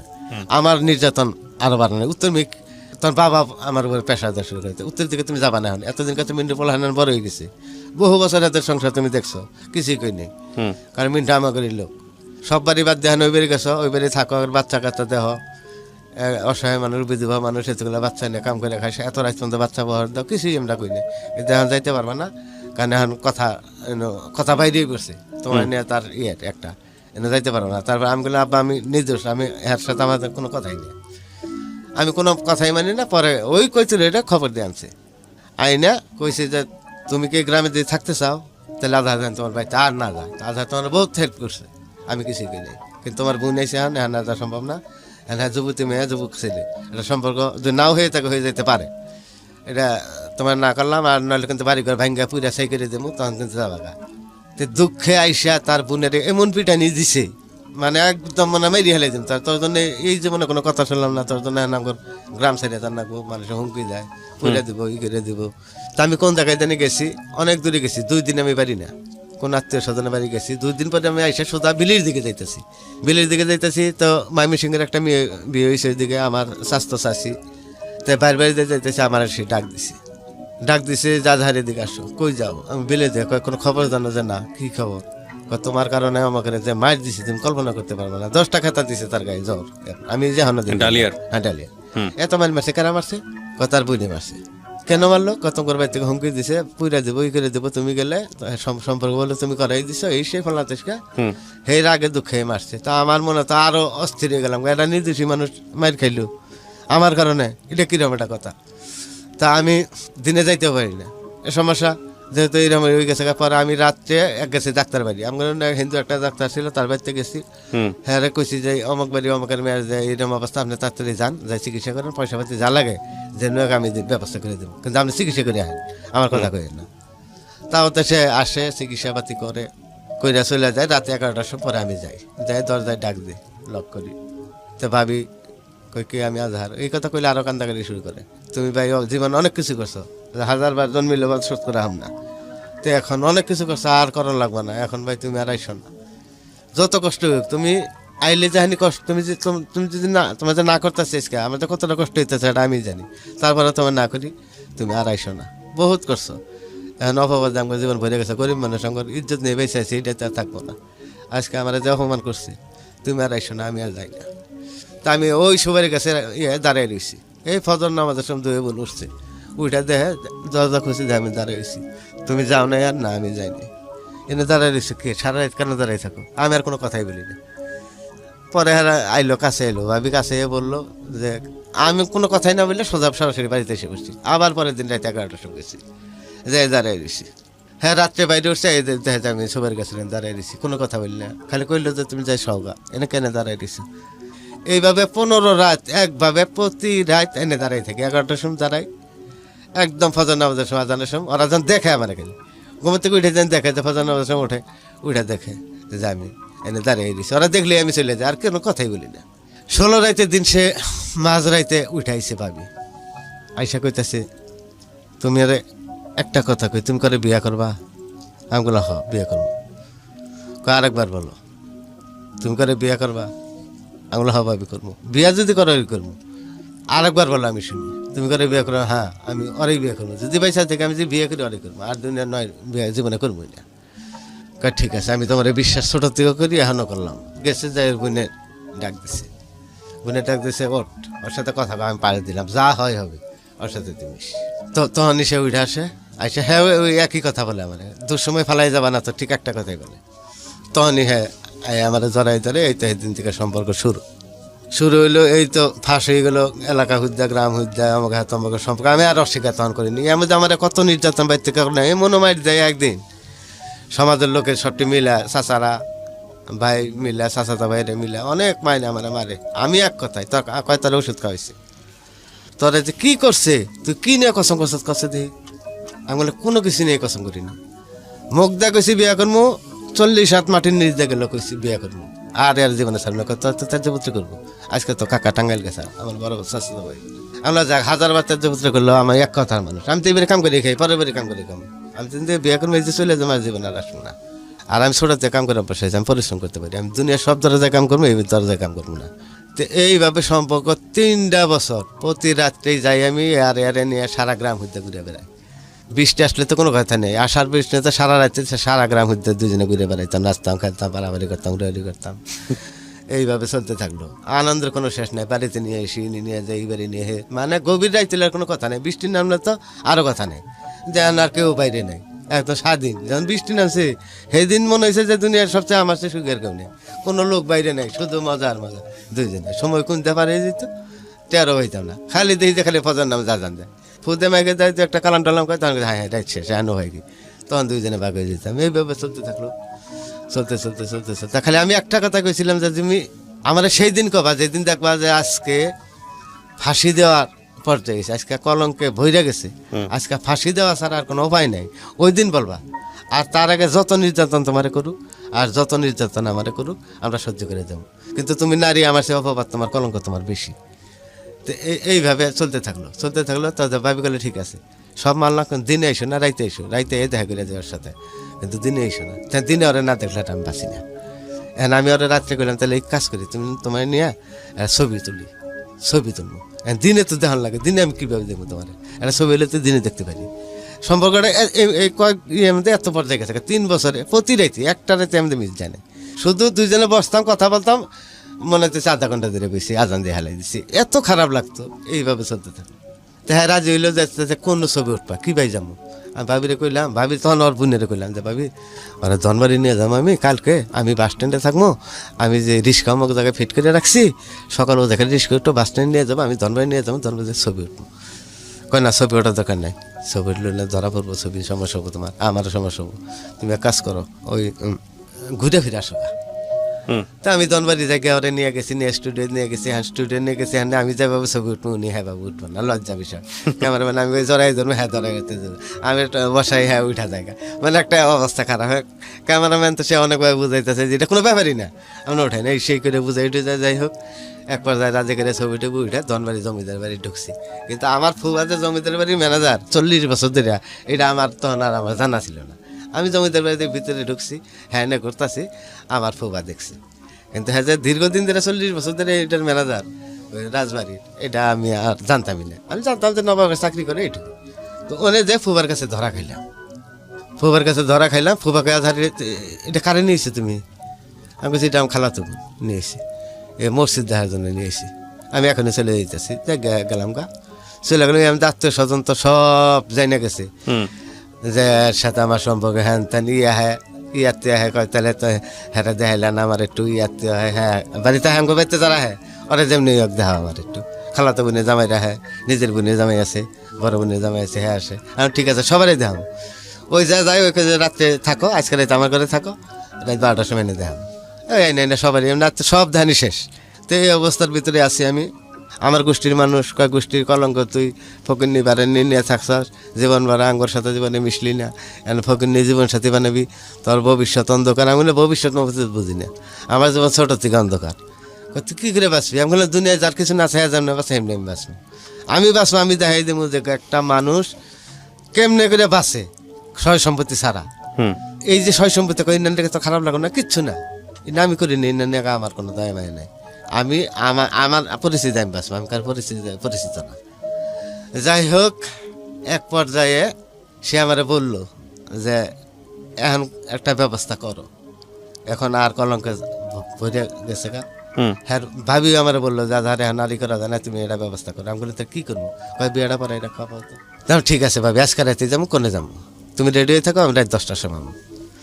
তো বিয়ে হ্যাঁ ভাবির কথা যে এতই হইতেছে, তার জন্য কোনো ব্যবস্থা করতেছে না, পয়সা পাতিও ব্যবস্থা করা হইতেছে না, তাহলে ও অত অন্ধকার। তাহলে এখন আমার তো বিয়েটা পরে যে ও রাজি কিনা, এটা হয়তো আমার পরীক্ষা করার জন্য হয়তো বলছে, আমি রাজি হয়েছি। আমি ঠিক আছে আজকে রাতে নিয়ে যাবো। তা রাত 10টার দিকে আমি রেডি করে বাড়িতে গেছি, ওরে নিয়ে আমি কিছু আমি অমুক মরে যে দাঁড়াই দিলাম, তোরা আসতে থাকো। আমার বাড়ির থেকে 1 মাইল উত্তরে আমি চলে গেলাম, 1 মাইলও না, ভালো মালো না, আমিও চিনি হ্যাঁ আমার চিনি, কম নামি দামি মানুষ, হ্যাঁ বাড়িতে গেলাম। ওর বড় বোন গেছে, ও গেছে আর আমি গেছি। তো গেছে এই বাড়িতে যাই যে হ্যাঁ শুয়ে পড়ছি। তো আমি ডাক দিছি, হুজুর মাল্লা সাহেব ঘুমাইছেন? একারা আমি ফকির বাড়িতে গেছি, ফকির বাড়ির নাম হলে সঙ্গে ওঠে, যেহেতু সবাই নামি দামি, কারা তুমি আমি জমা করে ফেলা কি রেছে, উঠান তাড়াতাড়ি একটা কথা আছে। তো উঠছে, বসতে দিচ্ছে। তো এরা কারা? তখন ঘটনা খুলে গেলাম যে এরা যাই মনে চাইছে আপনি বিয়ে পড়াই দেন, আমি আপনার অনুরোধ করি, আর দুনিয়া কোনো লোক জানবো না, শুধু বিয়েটা আপনি পড়াই দেন, এটা প্রকাশ হবো অনেকদিন পরে। তাছাড়া তুমি কী বলো ভাইবে চিন্তা করতে হয় কাল মেয়ে, তা আমি জমা করবি, হ্যাঁ তুমি কী কও, তুমি আরো ভাবো, তুমি কী কও, তুমি এটা না এটা পাম না। আমি তার অনুরোধ করি, হ্যাঁ না চাল না, ঠিক আছে তাহলেই করো, তুমি ওজু টুজু করে রেডিও, আমি আসতেছি। এই ঘরে আমি খেল যা 10 নিবে শুয়ে ফেললো, শুয়ে পরে আর বাইরে না, কই আমি আল্লাহ বিয়েই করবে না, না আল্লাহ রাস্তা আছে, আমি সাহস পাই না। কই আমি সাহস মানে পাই আপনাদের না। পরিবার এত প্রভাবশালী ছিল যে সাহসী পাচ্ছেন না সাহস পাই না কারণ ঘরে দরজা দিয়ে উনি বাতি অফ করে দিয়ে হ্যাঁ ওয়াইফে কইতেছে যে বাবা আপনি জান গা আপনি আরো চিন্তা ভাবনা করেন গা আর হ্যাঁ মাল্লা সাহেব কইতেছে না বাবা আমি সাহস পাই না তোমার গোষ্ঠী মারে মাইরে হালাই দিব আমার একদিন প্রকাশ পাবি না আমি এটা পাব না তুমি অন্যস্ত ব্যবস্থা করো আমি পাবো না এক কথা এসে আমি অনেক টাকা টেকির পরে তার ফেরত আসলাম হইল না বিয়ে চলে আসলাম তখন ভাবিরে কই তাহলে কি করবো এখন আমার কি করার আছে কোন জায়গায় যাবো কই যে তাহলে কয়েকদিন সময় নেই কয়েকদিন ভাইবে দেখে কোন জায়গায় যাওয়া যায় এনারা প্লেন করেন তো না প্রোগ্রাম করেন না বলতে কি করে আবার বিয়েটা হয় আমি কি করি আমি কোনো স্কুল পাই না আমি যে কিছু পয়সা পাতির ব্যবস্থা করবো বড় সংসার চালাবো পয়সা পাতি কোনো জায়গায় তো আমার যাইতে দেয় না জীবন আমার মা টাকা দিয়েছে 30 টাকা এই 30 টাকা দিয়ে বাজার করে নিয়ে এবার বরঞ্চ 35 টাকা সদাই দিয়েছে 30 টাকা করে হয়তো একটা সেভ না হয় না এমন পাইটু ভাই হিসাব নিছি এটা ওষুধ নিয়ে হয় এটা দিয়ে এটা দিয়ে হয় এটা নিয়ে আমার কোনো জায়গায় কোনো সুযোগ নেই শুধু ওই যে রাত্রে ওই কামলাদের সাথে কাজ করি পরে চুক্তিতে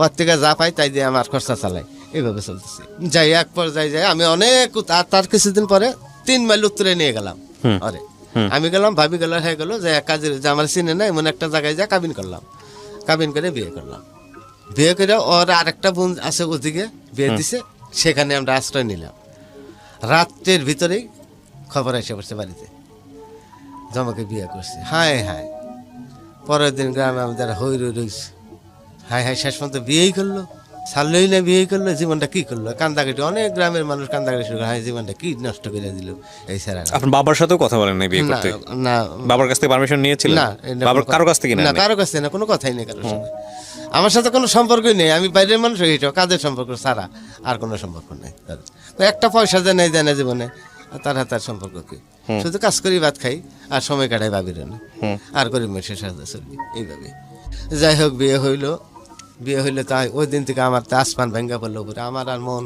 আজকে থেকে তো যাই হোক এতদিন তো বাড়িতেই ছিলাম আজকে থেকে তো ঘরও ছাড়া হইলাম দুইজন মানুষ কি করে চলবো তো সেই বাড়িতে রইলাম আমি খালি কইলাম যে রাত 3টার সময় উঠে গেলাম আমি বাড়িতে যাই কিছু কাপড় চাপড় নিয়ে আবার তো বাইরে তা আমি বাড়িতে আইসি আমার ঘরে আইসি আমার ঘরে ছিল আলাদা কর সেই ঘরে আইসি কাপড় চাপড় নিয়ে আমি ঘরের মধ্যে রেডি হইতেছি এর মধ্যে সাইকেল নিয়ে এক লোক আইসা ধর আমার গেটের মধ্যে টোকাইতেছে তারপর জিজ্ঞেস কে যে আমি অমক আপনার পোলা যে আমাকে এখানে বিয়ে করছে আপনি শুনছে খবর জানেন খবর আই বলছি আমি কিন্তু বাড়ি তা আমি এটা শুনতাছি আপনার ছেলে তো বাবানটিকে বিয়ে করে বসছি হ্যাঁ হ্যাঁ কি কও কেমনে জমক তাকে বিয়ে করছে তো আমি ওই মুহূর্তে মনে করেন ঘর থেকে বাইরে যাই আমি কিন্তু বাড়ির মধ্যে এই আমি তো খবর আই করছি আমি চলে গেলাম এখন কি করেছিল ওই বাড়িতে আমি 42 দিন রইলাম সেই বাড়িতে এখন 42 দিন পরে আমার এই ভাবি যে বাড়িতে আমি সবসময় থাকতাম সেই ভাবি গেছে যাই কইতেছে যে বিদেশ থেকে একটা এনজিও করছে কারিতাস নামে একটা সমিতি করছে এই জায়গায় আর হেরা একটা ফ্যাক্টরি করছে এই জায়গায় বিধবা মহিলাদের চাকরি দিবে রেশম সুতার শাড়ি বানাবে পোকার সুতা যারা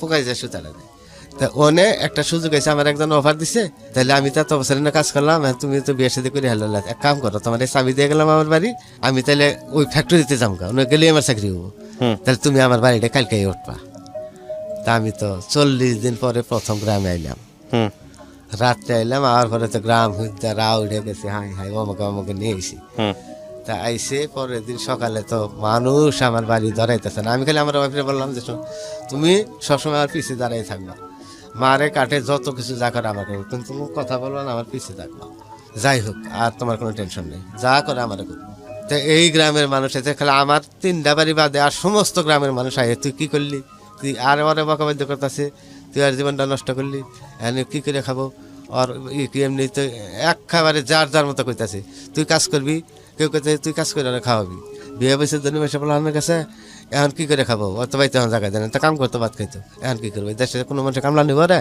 এই দুই গ্রামের মানুষের কামলা নিয়ে এদের গোষ্ঠীর মানুষে তাহলে ওরা কামলা নিব কারা ওকে এখন বাঁচো যার মতো করে কইতাছে একজনে আমি খালি আমার বাড়ি মেয়ে তাকাই দিয়েছি যে নাটি টাটি নিয়ে আয় কিনে এই চিন্তায় আর আমার হ্যাঁ কারা কি করলো না করলে যায় হ্যাঁ না আচ্ছা রাত্রে হইলে আমি রাত্রে যখন হয় তখন বৈশা থেকে দুজনে ঘরের বাইরে যে রাত্রি নিয়ে ধরে আক্রমণ করে এইভাবে 4-5 দিন চলার পরে আমি খবর পেলাম যে আমার মৌখিকভাবে ত্যাজ্যপুত্র করে দিছে গেছে কোর্টে ত্যাজ্যপুত্র করে দেওয়ার জন্য হারা বলছে তার সম্পত্তি দিয়ে ত্যাজ্যপুত্র করে দেন না নাহলে ত্যাজ্যপুত্র হবে না হ্যাঁ সম্পত্তি ঠকানোর জন্য ত্যাজ্যপুত্র করবো সম্পত্তি দিব মানে সম্পত্তি দিব না ত্যাজ্যপুত্র করবো না মুখে দরকার নাই তখন থেকে আবার ফেরত আসে তা আমি এক লোক না খবর নিলাম যে আমার কি করবো হ্যাঁ তুমি একটা খবর না আমার কি ব্যবস্থাটা নিতে আছে তারপরে জিজ্ঞেস আপা গেছে কোনো ব্যবস্থা নেই মা বলছে কোনো ব্যবস্থা নেই ফকির মেয়ের জন্য জানে শেষ পর্যন্ত বাড়িতে বাইরেই গেছে আর যে বাইরে গেছে তার নিয়ে কোনো ভাবনা নেই। 10-20 জন 50 জন মানুষ খাওয়াই দেবো, বিয়ে করলে তো খাইতাম, মরলেও খাইতাম, ওইটা খাওয়াই দেবো, ক্লিয়ার, ঝামেলা শেষ। ও কী করে খাবো সেটা ওর ব্যাপার, আমার পরিচয় যায় না, ওর জীবনে দেয় না। তো এইভাবে চলতে থাকলো। আর তা আমি বেঁচে গেলাম, আমি বললাম আলহামদুলিল্লাহ। তাই তো একদিকে বেঁচে গেলাম যে আমারে মারবো না, আক্রমণ করবো না। যাই হোক, এখন কী করে বাঁচি, দুইজনে পরামর্শ করি, না খাইয়ে থাকি, খাবার নাই, কী করি। এখন ও আমার প্রস্তাব দিতেছে যে কাজ করি, ওই আমি পরে কাজ করি। আমি বলছি না, এই গোষ্ঠীর বউ দেহ প্রত্যেকে, তুমি যেমনি হোক বিয়ে করছি, এই গোষ্ঠীর বউ তো কাম করার নাকি, চুরি করার নাকি, ডাহাতি করার নাকি আমি করবো, তুমি পরের বাড়ি কাজ করো, এটা কোনো ক্রমে আমি সহ্য করতে পারবো না। তাহলে বাঁচবো কীভাবে, তাহলে খাবা কি? আমি বললাম তাও আমি জানি না, নিরুদ্দেশ। তো এর মধ্যে রাস্তায় যাই বৈশা থাকি, তো এর মধ্যে গরিব আর একটা মেয়ে একটা আমার পরামর্শ দিচ্ছে, হ্যাঁ রে আমার বাড়ি এলে রে, যা কাজ কর, ও তো বাইরে তোর কাম করে যেতে দিব না, তুই বলবি যে খেতা সেলাই করবো, এতে রাজি কিনা। তা আমি রাইতে এলে কইছে যে না খাই কয়দিন থাকবো, খেতা সেলাই করি আমি, আমাকে খেতা এনে দেবো, আমি খালি সেলাই করে দেবো, আমি তো বাড়িতে বই করবো, আমি তো পরে বাড়ি যাবো না। আমি এক পর্যায়ে রাজি এলাম, ঠিক আছে খেতা সেলাই করা যায়, এটা করতে চাই, একজন আইনা দিব, বাড়িতে বই তো করবা। তা আমিও তার সাথে সাথে খেতা সেলাই করা শুরু করলাম। এখন গ্রামের মানুষ আইহার দিনে দেখে যে খেতা সেলাই করি, এইভাবে একটানা 9 মাস খেতা সেলাই করলাম, স্বামী স্ত্রী দুজনে। খেতা সেলাই করি, একটা খেতায় 30 টাকা দেয়। 30 টাকা দিয়ে কী হয়, চলতে পারি না, 3 দিনে খাইতে পারি না, 10 টাকা দেওয়া যায় না একদিন। এর মধ্যে মাছ মাংসের তো দূরস্থান, চাউলের যে খুদটা ওইটা কিনি, যে খুদের দাম কম, চাউল কিনি না, যে চাউলের দাম যায়, ওই চাউলের দাম যায়, এই খুদ কিনে যায় বেশি, ডবল কিনে যায় খুদ। আমি কিছু খুদ কিনেছি, এইভাবে চলতে থাকলাম 9 মাস। 9 মাস চলার পরে 1 টাকা আয় নাই, এর মধ্যে 1 টাকার সদায় তার আমি দিতে পারিনি, একটা গয়না না কাটি না, একটা কাপড় চোপড় না। তার বোন আছে একটা ঢাকায় থাকে, হ্যাঁ পুরান কাপড় চোপড় দেয়, হেলে হে ব্যবহার করে, এইভাবে চলতে থাকলো।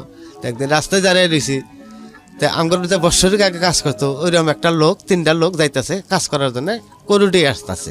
তা আমার দিকে দাঁড়াইছি, দাদা হাত বিয়ে বলে করছো, কেমনে চলবা? আমি বললাম তোমরা কই যাও? কই যে আমি যে করুটি যাম কাজ করতে। বললাম তাহলে আমার নিয়ে যাবা? যাবা তুমি? আমি দৌড়ে বাড়তে গেছি, যে কইছি যে করুটি কামে যাবো। কি কও তুমি, কাম করা হবা? আমি বললাম যাম করবো। আমি যে বৎসরিক কাজ করতো ওরা কাজে যাইতেছে, তাহলে ওর সাথে করুটি কাজে যাই, 3টা লোক যাইতেছি, ঠিক আছে তাহলে যাও। তা আমি আসলাম ওদের সাথে করে উঠে এক গৃহস্থ বাস স্ট্যান্ডে দাঁড়াইলাম। আমি তো লজ্জায় বাঁচি না, ওরা সব কামটা মিট করলো, আমি দূরে বসে দিছি। আমার নিয়ে 4 জন হইলো, ওরা 3 জন, আমার নিয়ে 4 জন, আরেকজন বসে দিছি। যাকে নিয়ে গেলো সেইবারে আলু তোলার কাজ, জীবনের প্রথম বাইরে গেলাম। তো করে উঠে এলাম, আলু তোলার কাজ, সারাদিন আলু তুলি। আমি এই বোঝা আর টানতে পারি না, আলু তোলার পরে যে বোঝাটা নেওয়ার লাগে, মাথায় উঠে দিলে পারি না লাগে। আমি গৃহস্থরে কইলাম যে আমি সবই পারবো, কিন্তু বোঝাটা আমি নিতে পারবো না। ঠিক আছে তাহলে আপনার বইরে দেন। তো সারা রাত্রি আমি বৈশা থাকি আর বিড়ি খাই গেলি। তো গৃহস্থের বউ জানালা দিয়ে দেখছে যে সারা রাত যে কবে জল্লা খুলছে, দেখে যে আমি বিড়ি খাইতেছি। বাইরে ঘর টানতে থাকতে দিছে, বেড়া নেই, 3 সাইডে বেড়া আছে, 1 সাইডে বেড়া নেই। এই ঘর থেকে দেখা যায় বিড়ি খাইতেছি, যতবারই গেছে বিড়ি খাইতেছে। পরের দিন ডাক দিছে কামলা করে, সকালে যখন খাইছে তখন কইছে রাইতে সারা রাত কেরা বিড়ি খাই এইভাবে, তার বৈশা থাকে সারাটা রাত একটু সয় নাই, এরকম কেরা। তা বলছে যে ওই হ্যাঁ হ্যাঁ কি কোনো খুন টুন করছে নাকি? সারা রাতে বিড়ি খায়, কয় হ্যাঁ তো খুন করে না, হ্যাঁ তো জানেন না, জীবনে একটা কাহিনী আছে, অনেক বড় কাহিনী, ধনী বসে বলে হ্যাঁ এমনি এমনি করে এই সমাজে কী করেন না। হ্যাঁ একবার বাড়ি কত বছর কাজ করছে, আমরা সবাই 3 জনে 3 জনের বছর কাজ করছি তার বাড়ি। তো ওই বেটির আমার প্রতি অনেক মায়া হয়। দুপুরে খাইতে দিচ্ছে, সকালে খাইতে দিচ্ছে, খাইতে পারি না। দুপুরে খাইতে দিচ্ছে কী রান্না, আলু দিয়ে কী না মুখে দেওয়া যায় না। তো এরকম খাবার তখন খাইনি। তখন আপনি একটু পরে যান, আপনারা যান একটু পরে আসুক। পরে আমার জিগাইল এসে, পরে আমি বললাম যে হয় এরকম করছি, এইরকম কাম কেন করলেন বা যান, আপনি বাঁচতে পারবেন? বাঁচতে না পারি, 60 বছরের জীবন। আমি শুনছি অনেক গরিবের কাছে যে 60 বছরের উপরে মানুষ বাঁচে না, 60 বছর 70 বছর। তো 60-70 বছর কষ্ট করে বাঁচবো, তো কী হয়েছে? যত কষ্ট জীবনে নেবে হোক, আমি হার মানি না, লোক না হার মানব না, আমি আর ফালাইতে যাবো না, আমি আর নিয়ে বাঁচবো। যাই হোক হ্যাঁ এই বেটিরা আমার প্রতি অনেক দয়া হয়, হ্যাঁ একটা করে ডিম ভাইজা আমার খাবার দেয়। আর ওদেরকে বলে যে আমরা ওর একটু ভালো খাবার দিলে আপনাদের কিছু মনে করুন না। তো এইভাবে হ্যাঁ আমি 7 দিন কাজ করি, প্রথম হেন থেকে আসি, 7 দিন কাজ করে আসি, কিছু পয়সা নিয়ে আসি, অসুস্থ হয়ে পড়ি, বাড়িতে কয়েকদিন থাকি। এখন কি করি, এইভাবে আরো কিছুদিন চলতে থাকে। মানে আপনার বাড়ি থেকে কোনো সাপোর্টই দিত না? না, কোনো সাপোর্ট নেই, এর মধ্যে আর কোনো আলাপ নেই। আমার একবার ক্লোজ করে দিচ্ছে, আর সম্পর্ক নেই। বাড়িতে যতদিন যে আত্মীয় স্বজন গেলে তার মা এক কথাই বলে যে উত্তর দিকে যে যাবা সে আমার বাড়িতে আইসো না। যাই হোক এইভাবে জীবন চললো, কোনো আয় উন্নতি নেই, চলতেই পারি না, কিছুই কিনে দিতে পারি না। ওই জায়গাটা টেয়া নিয়ে যাই পর কাজ করে নিয়ে ওই কটা টেয়া যায় কদিন যায় আর কি, ওই কদিন কষ্ট করে খেয়ে আবার বাইরে, এইভাবে চলতে চলতে চলতে চলতে আরেকদিন দোকানের মোড়ে বসে রয়েছি, দিয়ে একটা লোক ঢাকা আসতেছে। আমি কই জানাম না, হ্যাঁ লোকটা আমার কাজ করছে, বর্ষরিক কাজ করছে। কই আমি ঢাকা যাই, রিক্সা চালাই ঢাকা। ঢাকা রিক্সা চালাই, কি বাকি চালাই?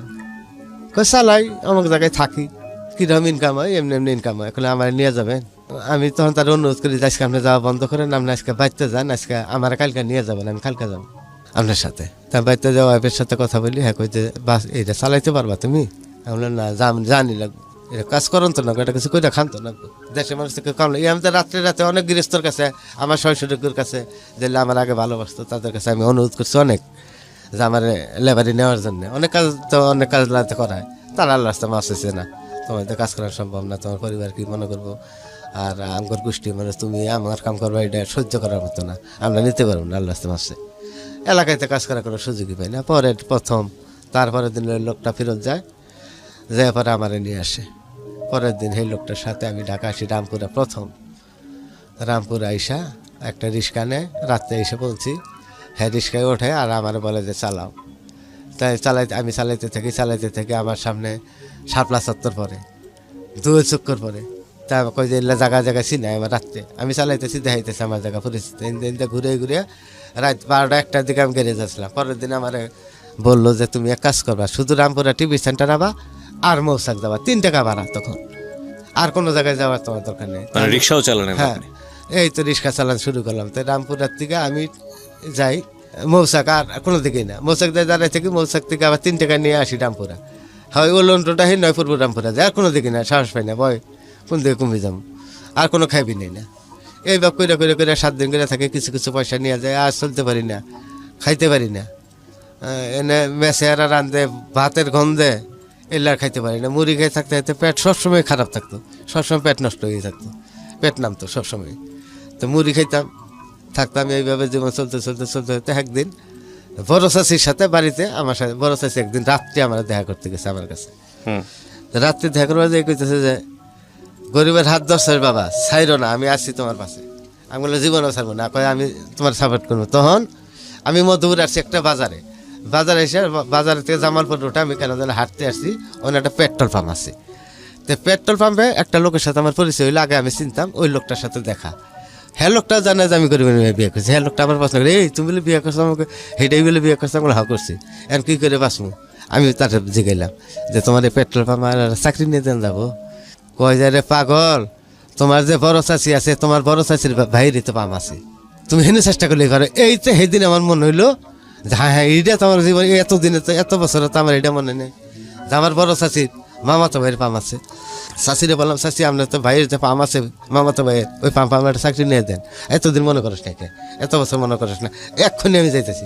সাথে সাথে বুবু আমার বড় চাষি বোরকা পরে, ওইটা রাত্রে আসলে বাদে সে মালিকরে বলে, কয় যে না, হ্যাঁ না করে বসে, ওই দাদা তো আপনাদের গোষ্ঠী ফকিরের মেয়ে বিয়ে করছে, গরিবের মেয়ে বিয়ে করছে, এই জন্য কাজ দিবেন? হ্যাঁ, এটা বুঝে আপনি কি কন, ও তো খারাপ, হয়তো খারাপ না, কি আর খারাপ, কোন লোভ লালস হয়ে গেছে, এটা গরিব হ্যাঁ মানুষ না, বিয়ে করছে, কোন স্বার্থ দেখছে, বরং তো বাপের সব কিছু ত্যাগ করছে।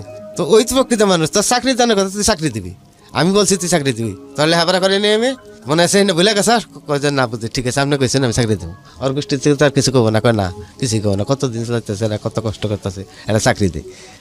তো পরে তো কয় ঠিক আছে কালকে পাঠাই দেন। এই তো আমার চাকরি হইলো, এই তো জীবন যুদ্ধ শুরু হইলো, আবার নতুন করে এই তো চাকরি হইলো।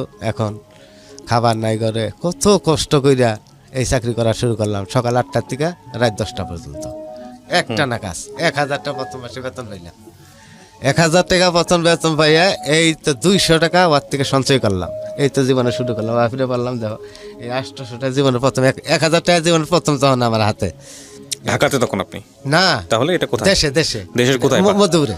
ওখানে বসে পেট্রোল পাম্পে কাজ করতেন? হ্যাঁ, বাড়ির থেকে বড় চাষি নিয়ে দিল, এটা বড় চাষি নিয়ে দিল 1 মাসে। এটা কিন্তু রিক্সা চালানোর পরে, কত কাজ করার পরে, 9 মাস খেতা শিলানির পরে, কত কিছুর পরে এই আমাদের বিবাহিত জীবন আমার কাছে 4-5 বছর, এতদিনে 10 পয়সা সঞ্চয় করতে পারি না, 1 টাকা দিতে পারি না, একটা জামাও তাহলে দিতে পারি না। কোনোদিন কোনো সমস্যা হয়নি সংসার জীবনে? না, সমস্যা হয় না। 2 দিনের মধ্যে। কত বছরের সংসার জীবন আপনাদের এখন? হ্যাঁ, 26 বছর। তো 26 বছরের জীবনে পাইছেন বাবা বেঁচে আছে, হ্যাঁ, না বাবা বেঁচে নেই। মা বেঁচে আছে? হ্যাঁ, মা আছে, এখন আছে। জমি জাতি কিছু পেয়েছেন, দিয়েছে না, আপনাদেরকে? না, আর দেয় নাই। না, সবই- আপনি কি করেছেন এই 26 বছরে? কি অনেক করছেন? কিছু করাইছে কি আল্লাহ। করছেন আপনি? সবই করছি, আর আমার সংসারে অনেক কিছুই আছে। কি রকম? সচ্ছলতা। জমি টমি কিনতে পারছেন? না, জমি কিনি নাই, জমি কিন্তু ভোগ রাখছি অনেক। আচ্ছা, মানে বর্গা রেখেছেন নিজের হ্যাঁ, কাছে, বর্গা, মানে বন্ধক হিসেবে নিচ্ছি শুধু। বন্ধক হিসেবে নিচ্ছেন। আপনার ছেলে মেয়ে কয়জন? এক ছেলে এক মেয়ে। তো সংসার জীবনে সুখী আপনি আপনার ওয়াইফের সাথে? অবশ্যই আমার জীবনে হ্যার ছাড়া আর আমার দুনিয়া কিছু নেই। বাড়ি ঘর করতে পারছেন? হ্যাঁ, বাড়ি ঘর করছি আল্লাহর। নিজের আর এলাকাতেই? বর্তমান বাড়ি ভিটে আছি, বাপের ভিটে আছি বর্তমান। আচ্ছা, আচ্ছা। যদিও জমি আমার নাই, জমি পরে আরো কাহিনী আছে এর মধ্যে। ওই কাহিনী অনেক আছে আমি জানি, কিন্তু কাহিনীর জায়গাটা আমি সংক্ষিপ্ত করে একটু- না, জমিটা নিয়ে গেছে পরে মা, সব নিয়ে গেছে, বাড়ি ভিটে সব নিয়ে নেয় পরে। না সেটা নেই, সমস্যা নেই। আমার কথা হচ্ছে যে মাই তো নিয়েছে, হ্যাঁ, যাই হোক, মাই ওই নিয়েছে, জায়গাটা মাই, কমপ্লেন নাই বার করি।